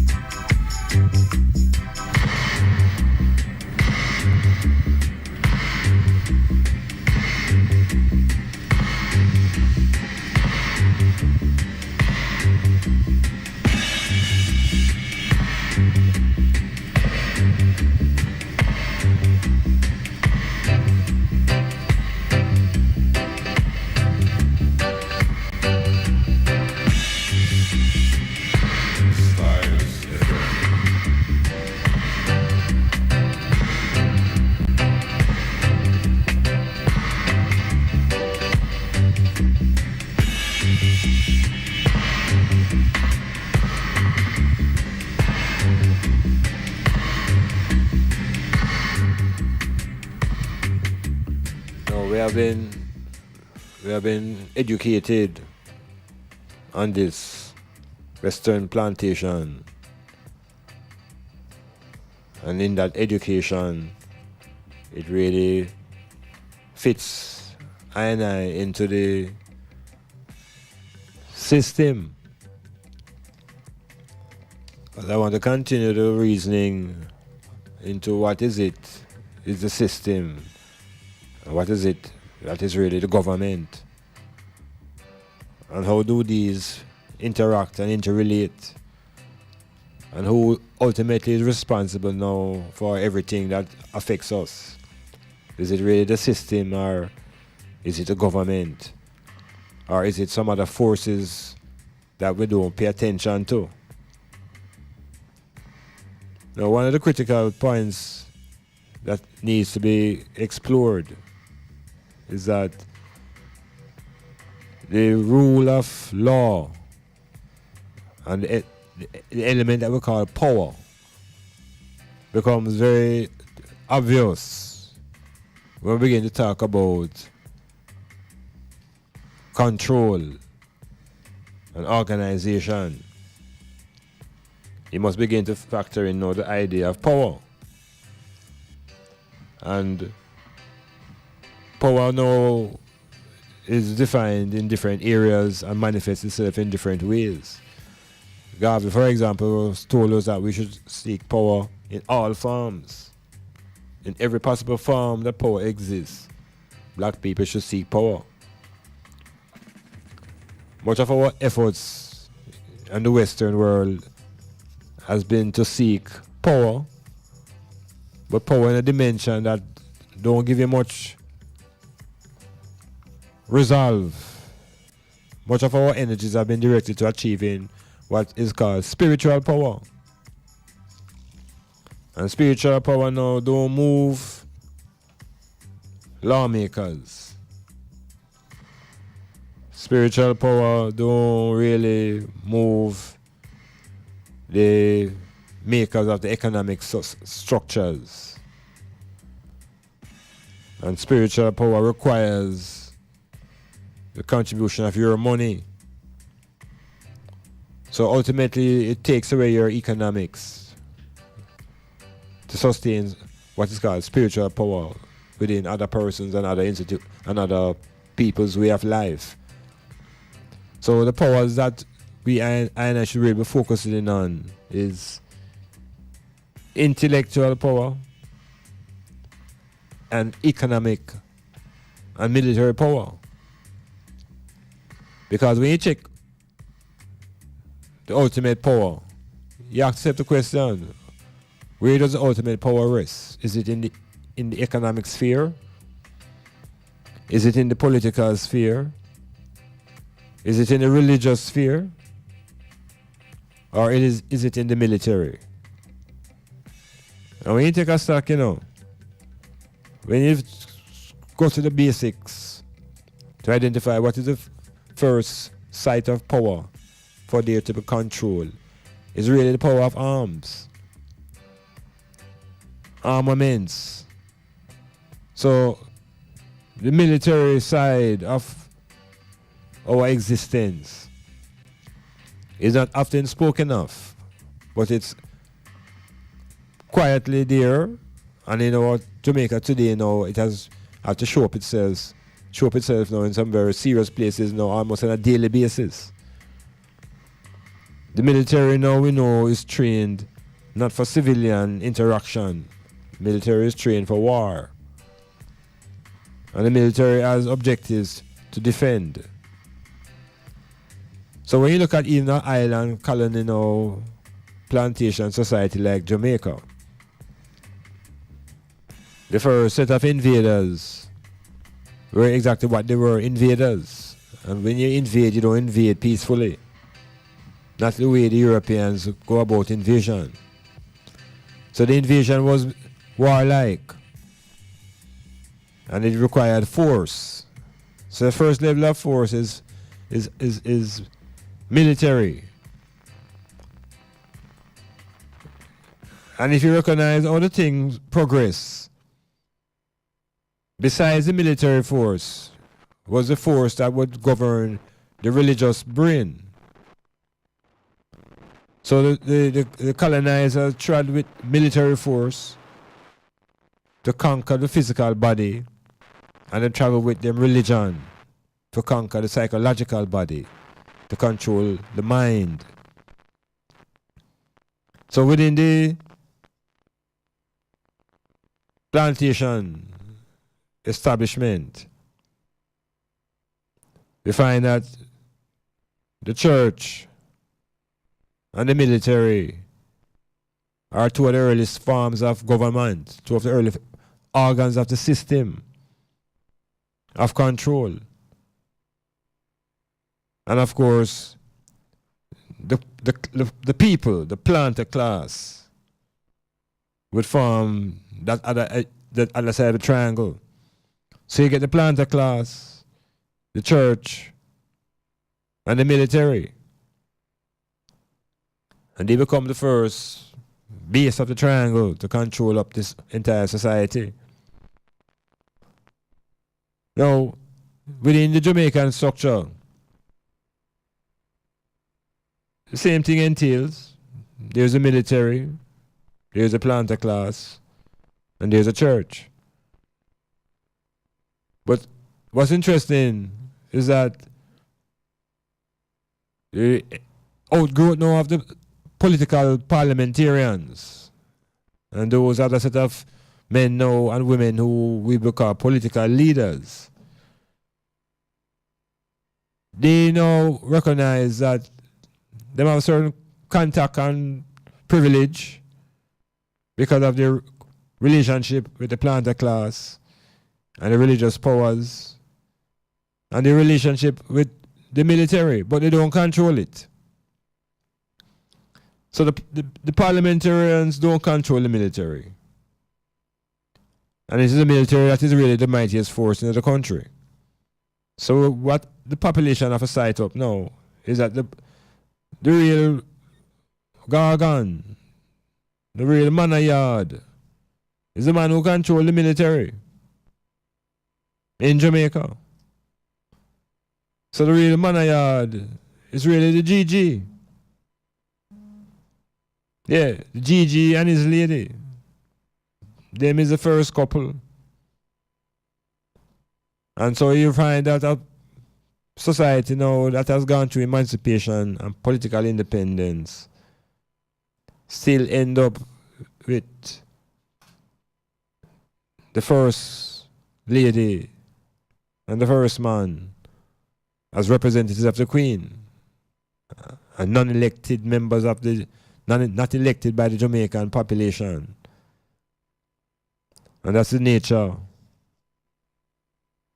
of the colony. And so the people, if they have any interest in power,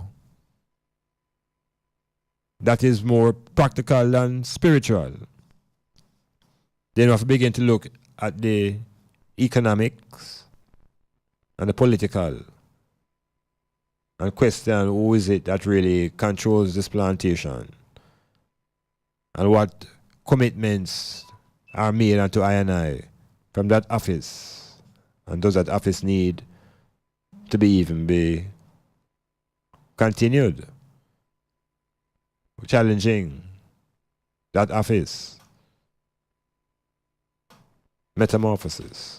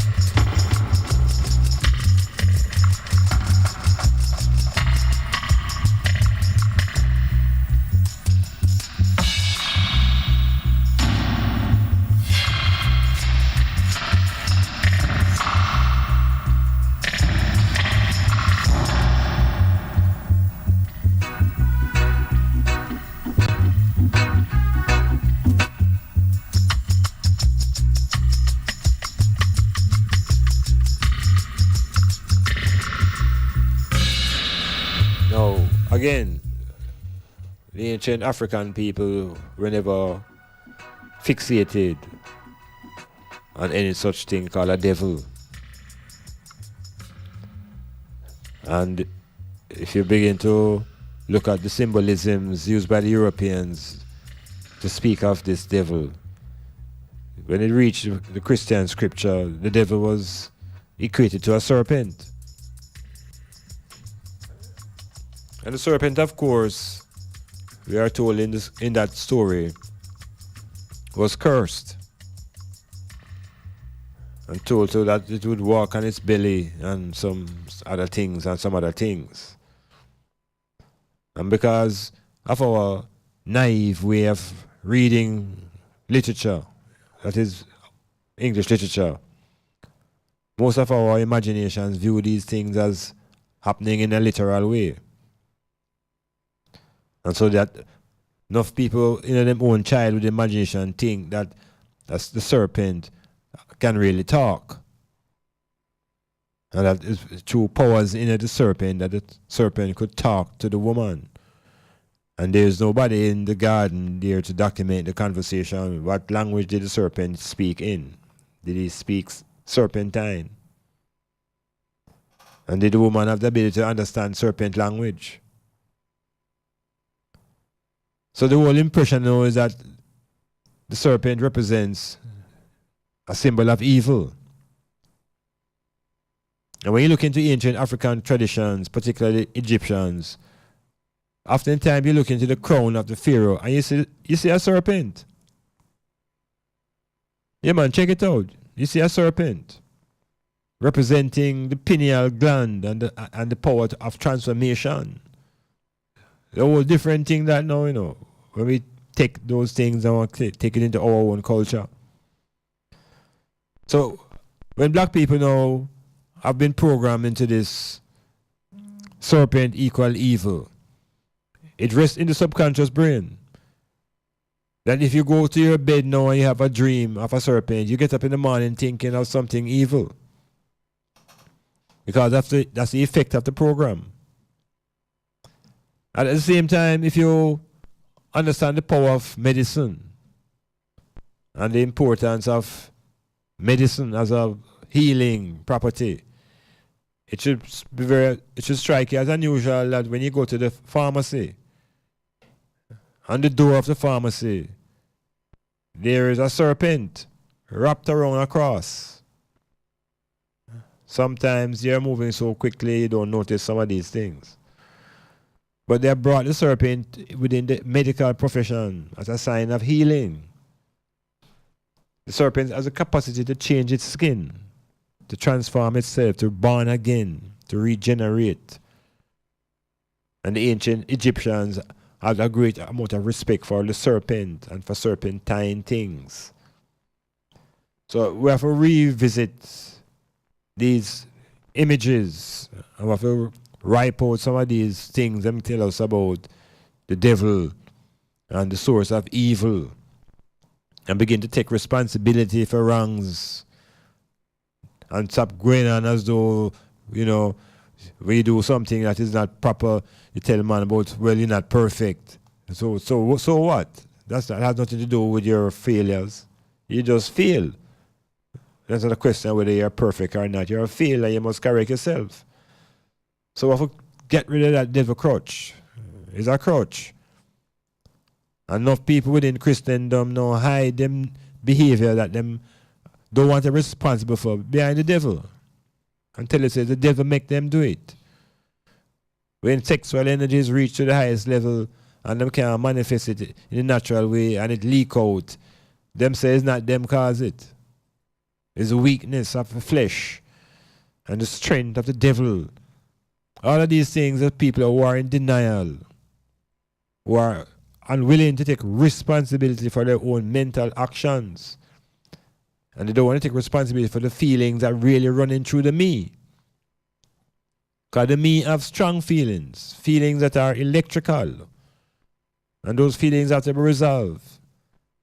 I mean, the self can't pretend anymore. You better communicate with the I. Make the I find a way for help to resolve the whole issue. Otherwise, you know, you're going to have an explosion. So, the idea is to revisit our own cultural symbologies. What are the various symbols in our culture? And realize that the serpent is also the giver of life. Out of the serpent comes a sort of liquid, you know, that can also take your life. So, it's a different way. It's all about perspective. It's about achieving power. But the power now is power that is from within. Power of the I. And the I now will come to overstand the self and bring me in control and in line. Because there are some individuals that them disappointed with them own mean. Them don't like how them look. Them don't like how much them wear. Them don't like how them shape. Them disgusted with the me. And not realizing that it's about coordinating that me with the self that desires to really look good with the power of the I. And the I now is an agent of change. I will make you get up and change the diet. And the I will no longer make the me eat any more of them kind of food there. And there's a sort of, reorganization within the self. And ultimately, it's about extricating the I and lifting the I to a higher level of operation. Free serpentine consciousness.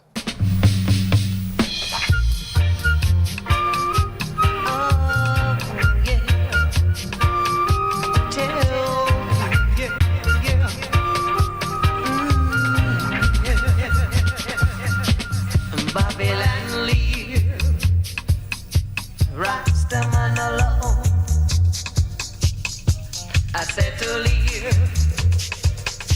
leave them alone. Ba ba ba ba ba ba ba ba ba ba.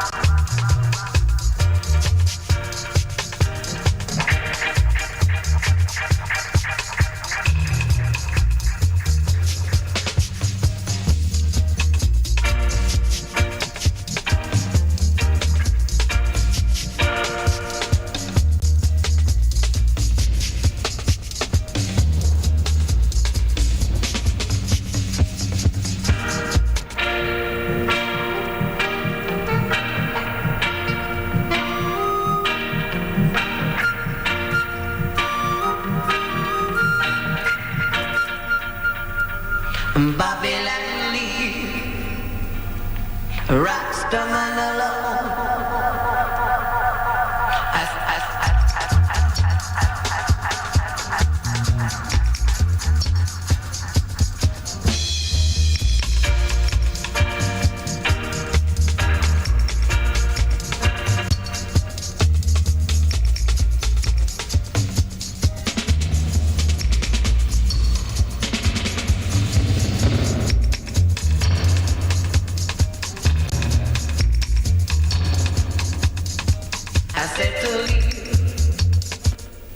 Leave it alone.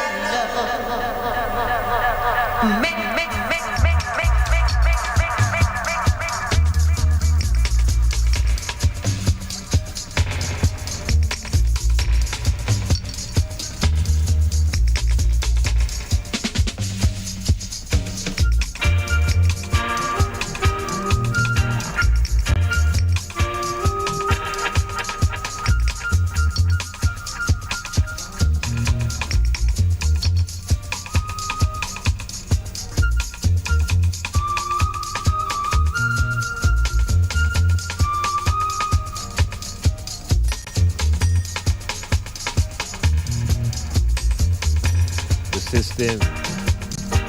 There are enough ones and ones who say the system is a fraud. And there are people who are in important parts of the system who telling you that the system is a fraud, but them in it and them functional and them benefiting from the system. So the government is just one organ of the system. An important one still. Because if we compare the system to, let us say, the human body, then we know that there are various organs to the human body, and they are all interconnected.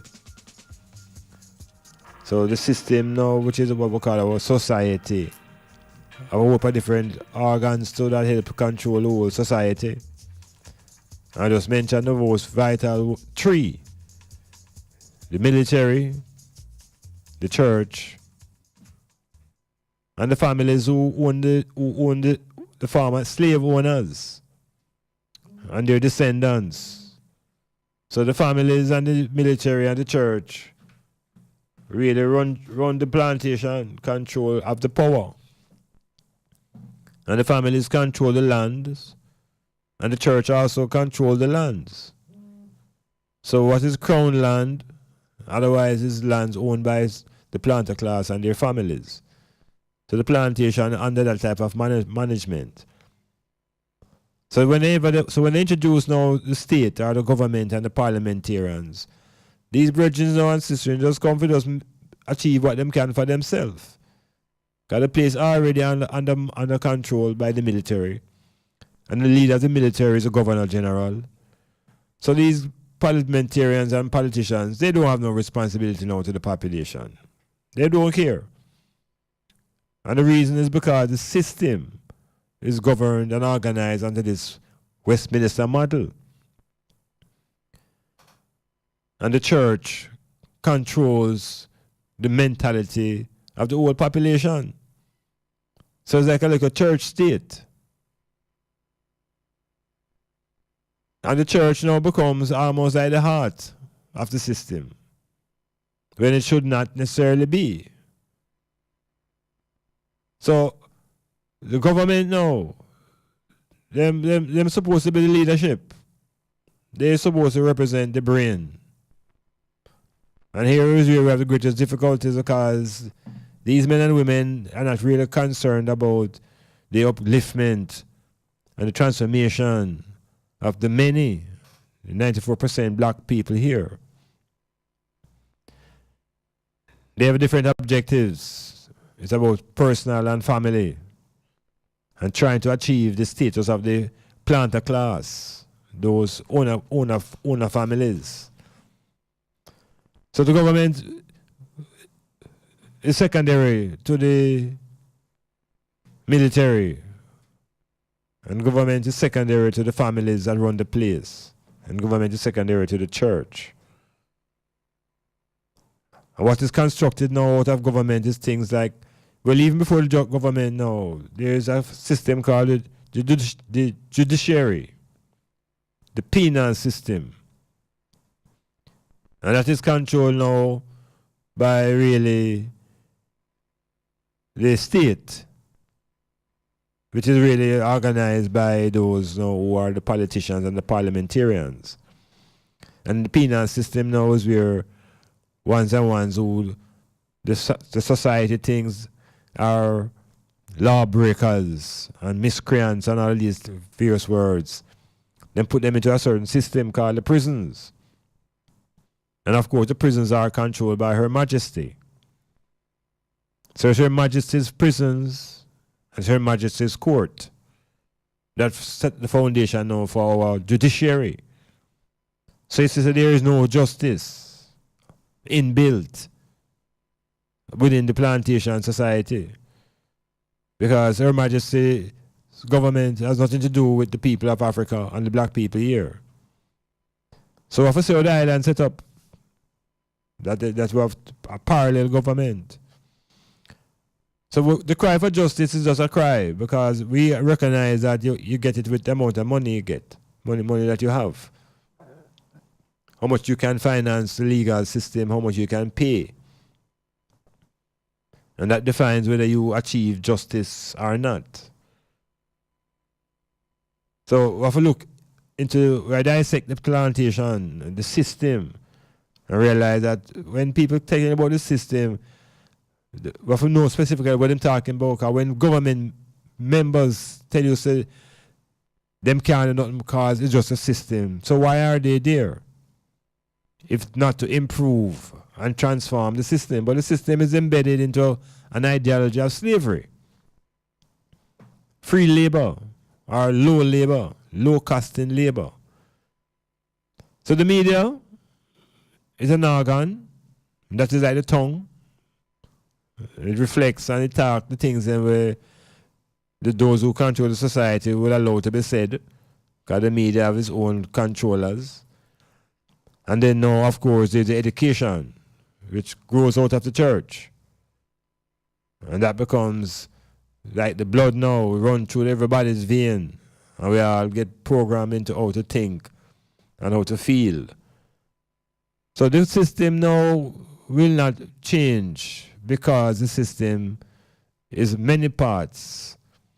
And you have to identify the parts of the system that needs attention. And there are several areas within the system. And it's for the population to recognize these areas. Fundamentally, there is housing, because one of the first basic needs of the population is for shelter. And once there is shelter, the people will begin to have an opportunity to concentrate them resources on education. Because without shelter, the rent man breathe for the rest of your life. Without shelter, you're doomed to the rent man. And that insecurity of not being an owner of your own land. So these are basic issues that I and I have to grapple with in trying to understand what is the system, what is the government, and when is it that the people now must begin to move on the system, because the government can't do nothing anymore. The government is already committed to maintain its own self as a party. And it has no real interest in the transformation of the lifestyle and the level of distress that the population feels. So the Ministry of Culture, Ministry of Justice, Housing and Finance, all these various ministries will have to show greater accountability now to the people once the people realize how the system is orchestrated and what government is, and that it's not the power doesn't rest in the government. The power really rests in the military, and the power really rests in the people. Metamorphosis.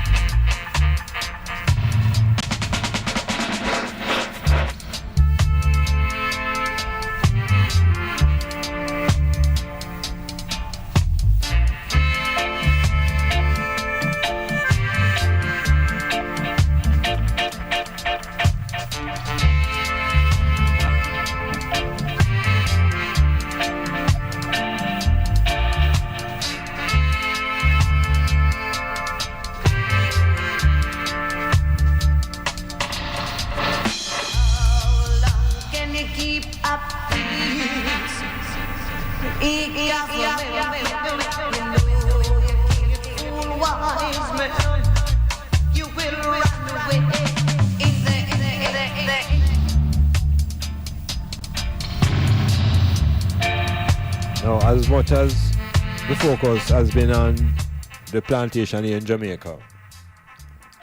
The one down in the north, that greatest plantation, North America, United States of Anxiety. It too has a system. And the system there now has its own set of viciousness and brutalities about it. The system, the crucial, may I tell you now. And within that system, of course, is a government.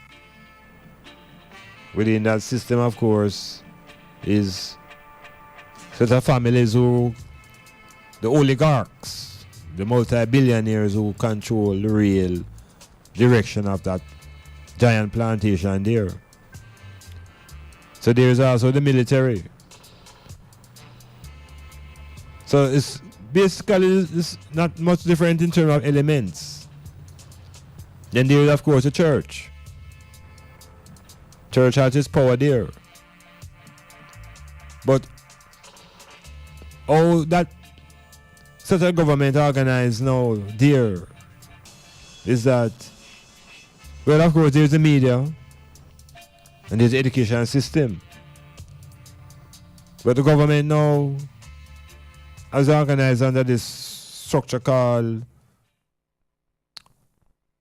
a structure that allows the three areas to operate: the judicial, the executive, and the legislative. So when most people talk about the American system, in terms of government, these are the areas that they usually make reference to. The judicial, which is a court system; the executive, which is the White House and so forth; legislative now is the Congress and the Senate and these men who make laws. And this would tend to be the system. But of course, just like in other plantations, there's the media, a vital agent of the system. And as I mentioned earlier, there's the military, which is a driving force and the whole controlling element behind everything there. There are the rich families, the oligarchs who control up the various billionaires of the country, those who are descendants of the plantation slave owners. But greatly different from most other cultures and societies now, one of the most important agents, organs of the system in America is Hollywood. Now, Hollywood is a very, very crucial agent in the system that is America. AMERIKKA. Because Hollywood is the agent that promotes the culture. I mean, you could either say the media, but the media deals more like with information. Hollywood now is the culture of America, the lifestyle, the glitter, the whole imagery. And in Hollywood now, there is a certain politics. And the politics of Hollywood has an influence on the government of the United States. The politics of Hollywood. And it's a very interesting thing from my perspective that the politics of Hollywood kind of forced me to write few lines of prose that speak to that politics. And the politics of Hollywood catch up to reality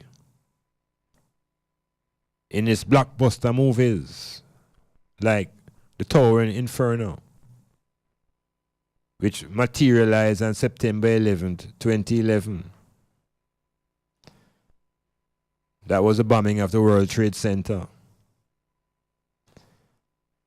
Now there is a situation comedy that was viewed in prime time in America that was called Archie Bunker's Place. And then there was a dry cleaner owner named George Jefferson and his wife who moved on up to the east side to a deluxe apartment in the sky. George Jefferson, his wife was a domestic helper. To the racist Archie Bunker family. Now the Obamas were swept into the White House. And his black wife disturbed the racial order. Klansmen, white nationalists, racists, they all rebelled. And the Archie Bunker Bertha movement began. Trump television reality show set in. And Hollywood reached the White House again. Reality TV materialized. From Ronald to Donald, Archie Bunker is now president. Metamorphosis.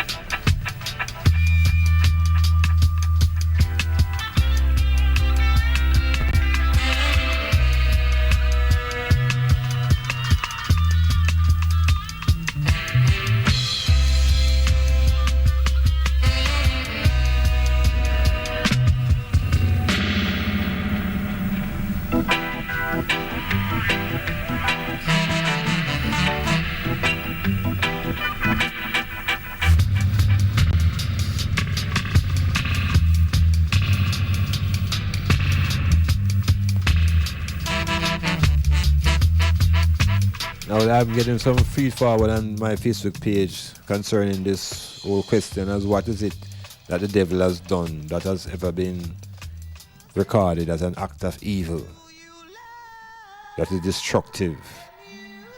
What is it? And I got a response from a daughter who said that the devil is a liar and the devil is deceitful. So I have to be searching now for evidence now of where in the great book, and to speaks of this great book of knowledge that has these stories in it. The devil is a liar and the devil is is deceitful. Now, before I even deal with that, when I was a youth, we went to Catholic school, and I went to where I go, I went to Catholic school.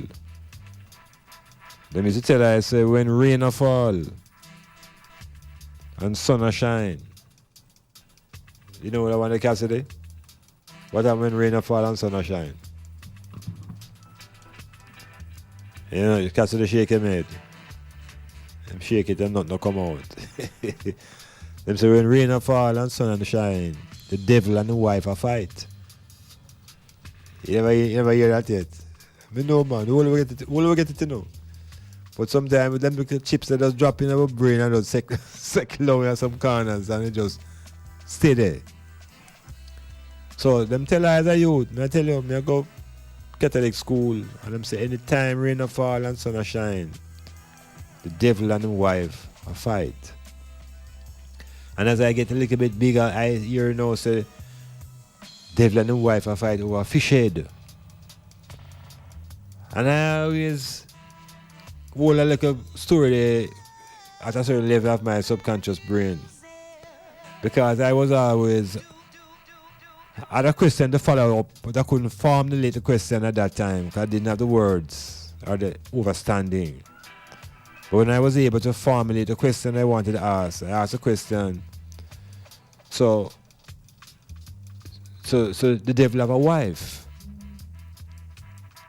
The devil have a wife. So it's a couple then. It's a Mr. Devil and a Mistress Devil.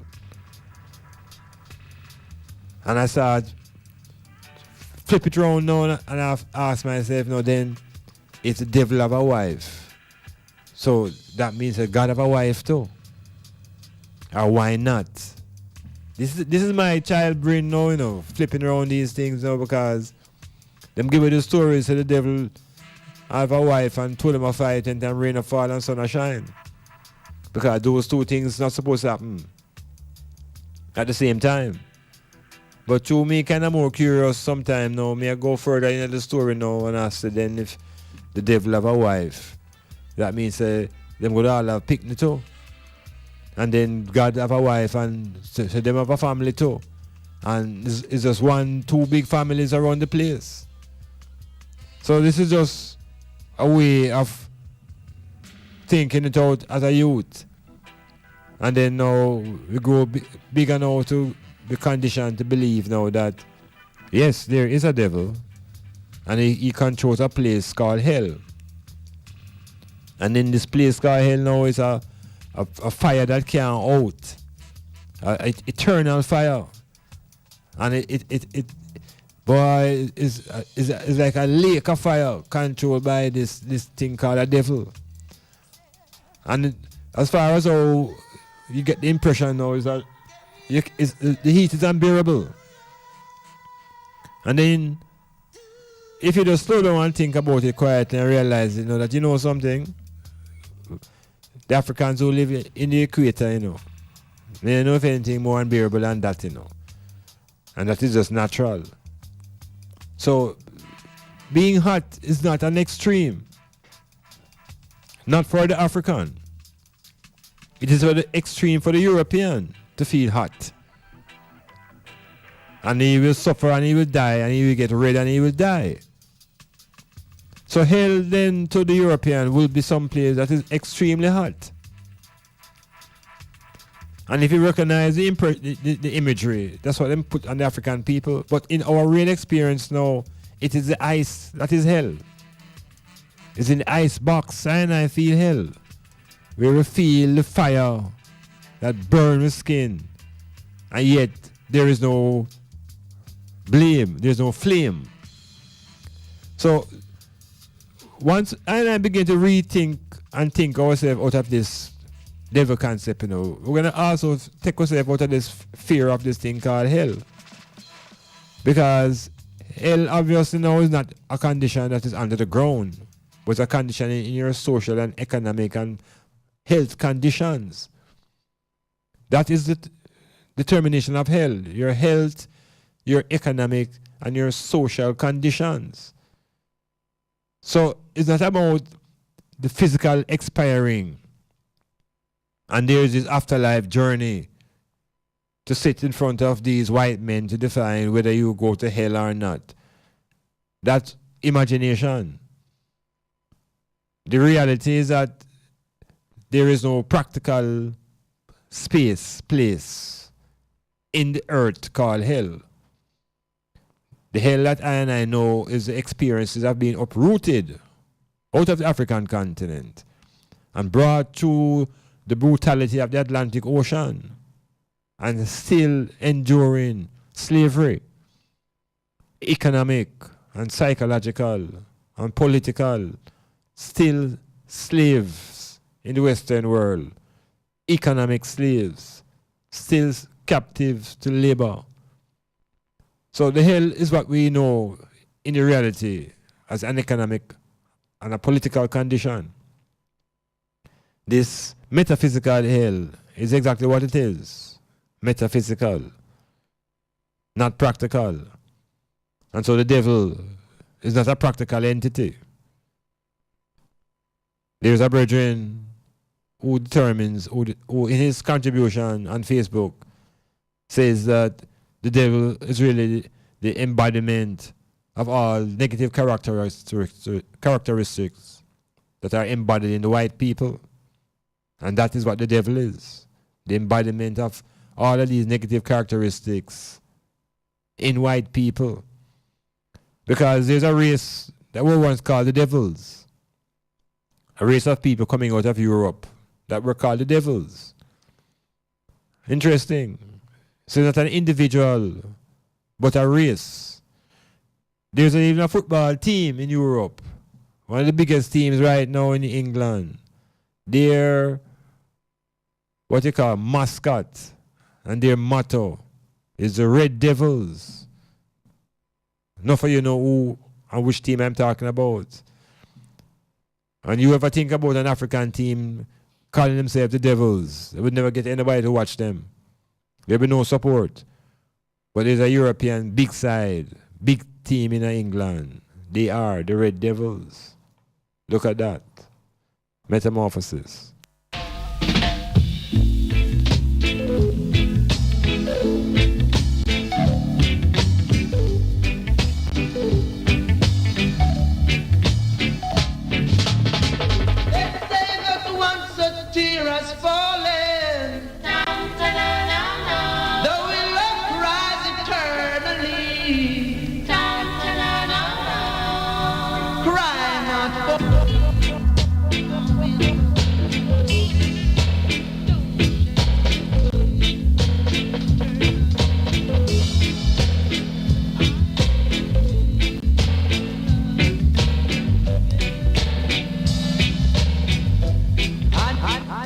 I gotta say this.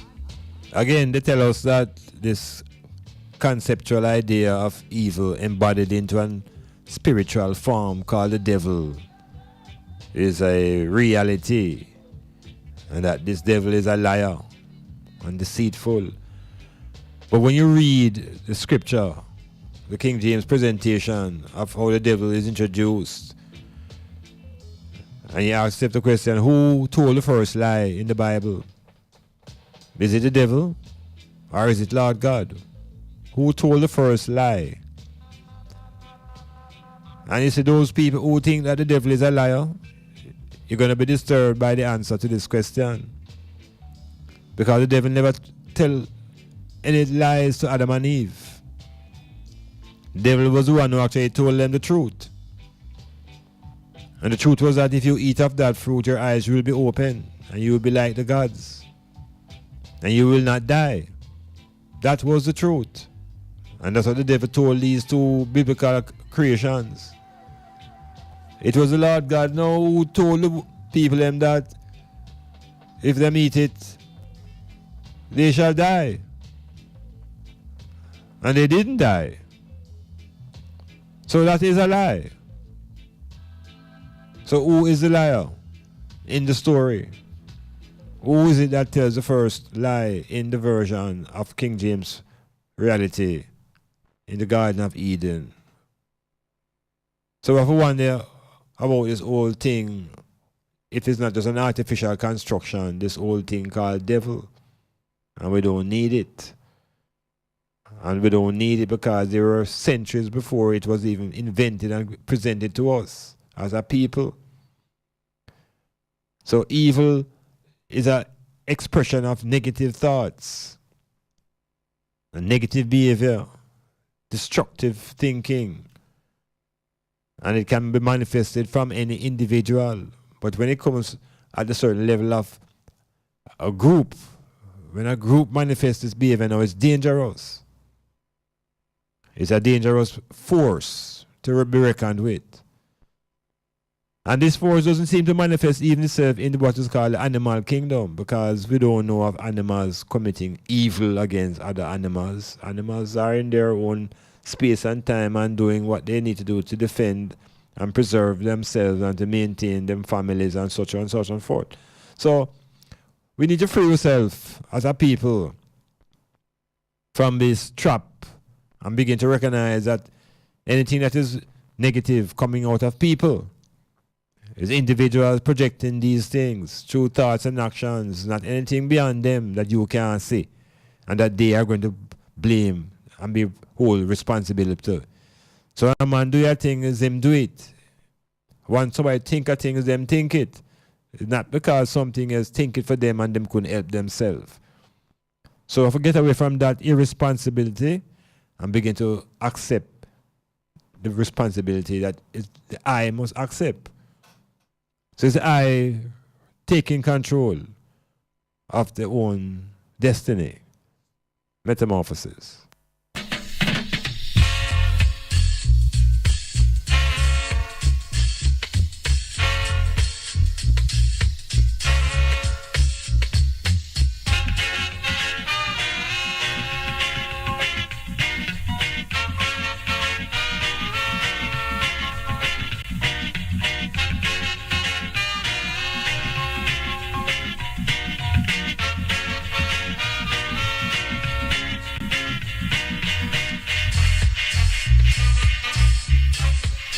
I find it difficult to accept that temptation by itself is evil. Temptation by itself is something that is manifested in the person who is tempted, as well as the object of temptation. So how do we apply evil to an object of temptation? So that is more like lack of self-control by the one who experiencing the temptation, not by the object of the temptation. So in other words, now a woman can look attractive. So where is the temptation? Is it in the woman or is it in the male who feels attracted to her? And how does evil get involved in that? There's no evil in that temptation. So we could think about it clearly. So not because you're a tempter means you represent evil. Evil will manifest in your action and your behavior now. So if we get out of that language about who is a tempter and the temptress, and equating the temptress with the devil, all of these things need to be revisited. And we need to re-examine ourselves that we can free ourselves from this devil and free yourself from this concept of hell. And once you free yourself from those things, there is no need for a heaven.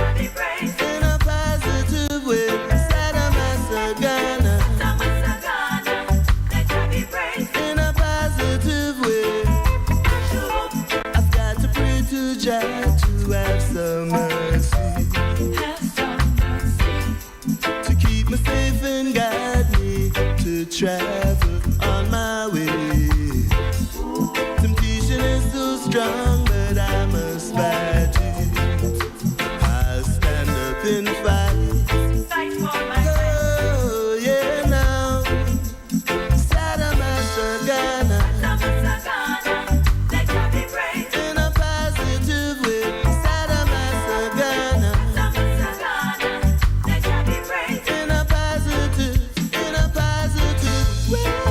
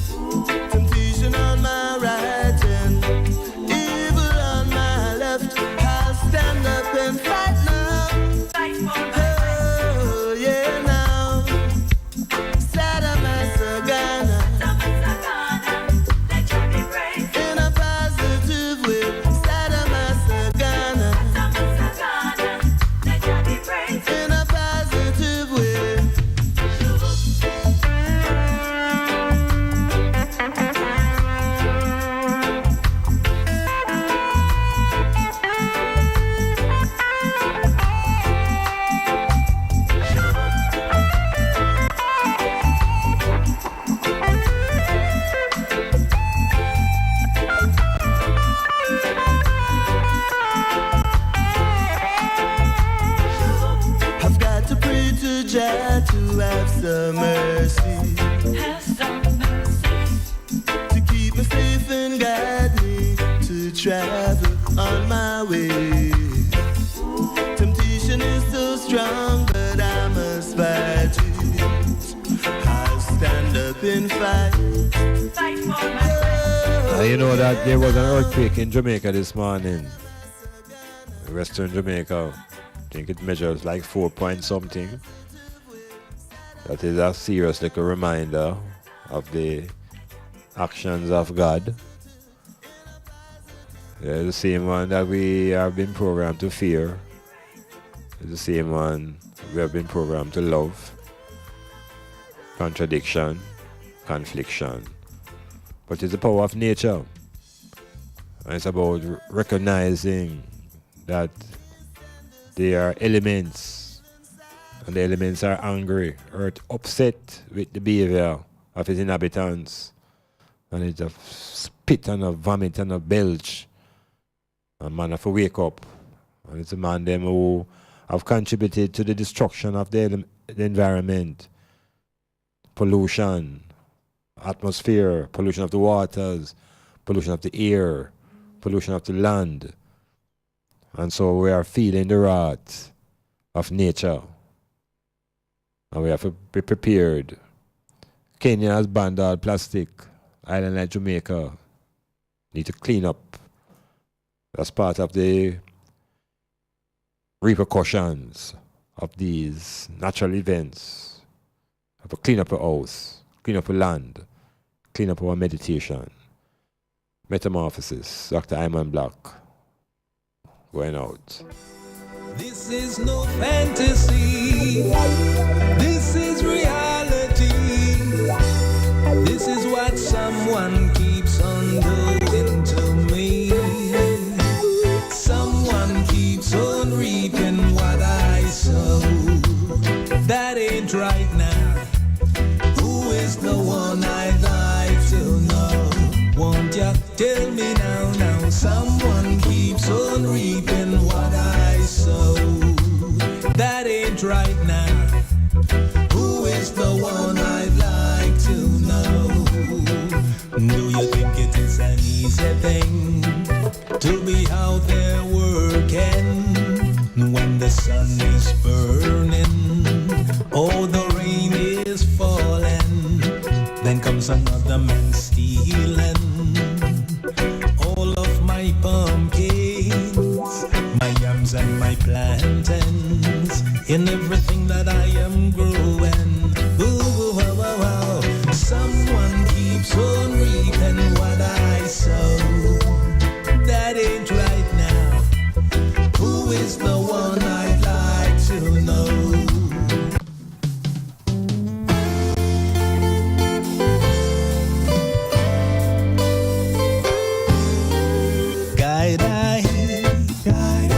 Guiding I eternally.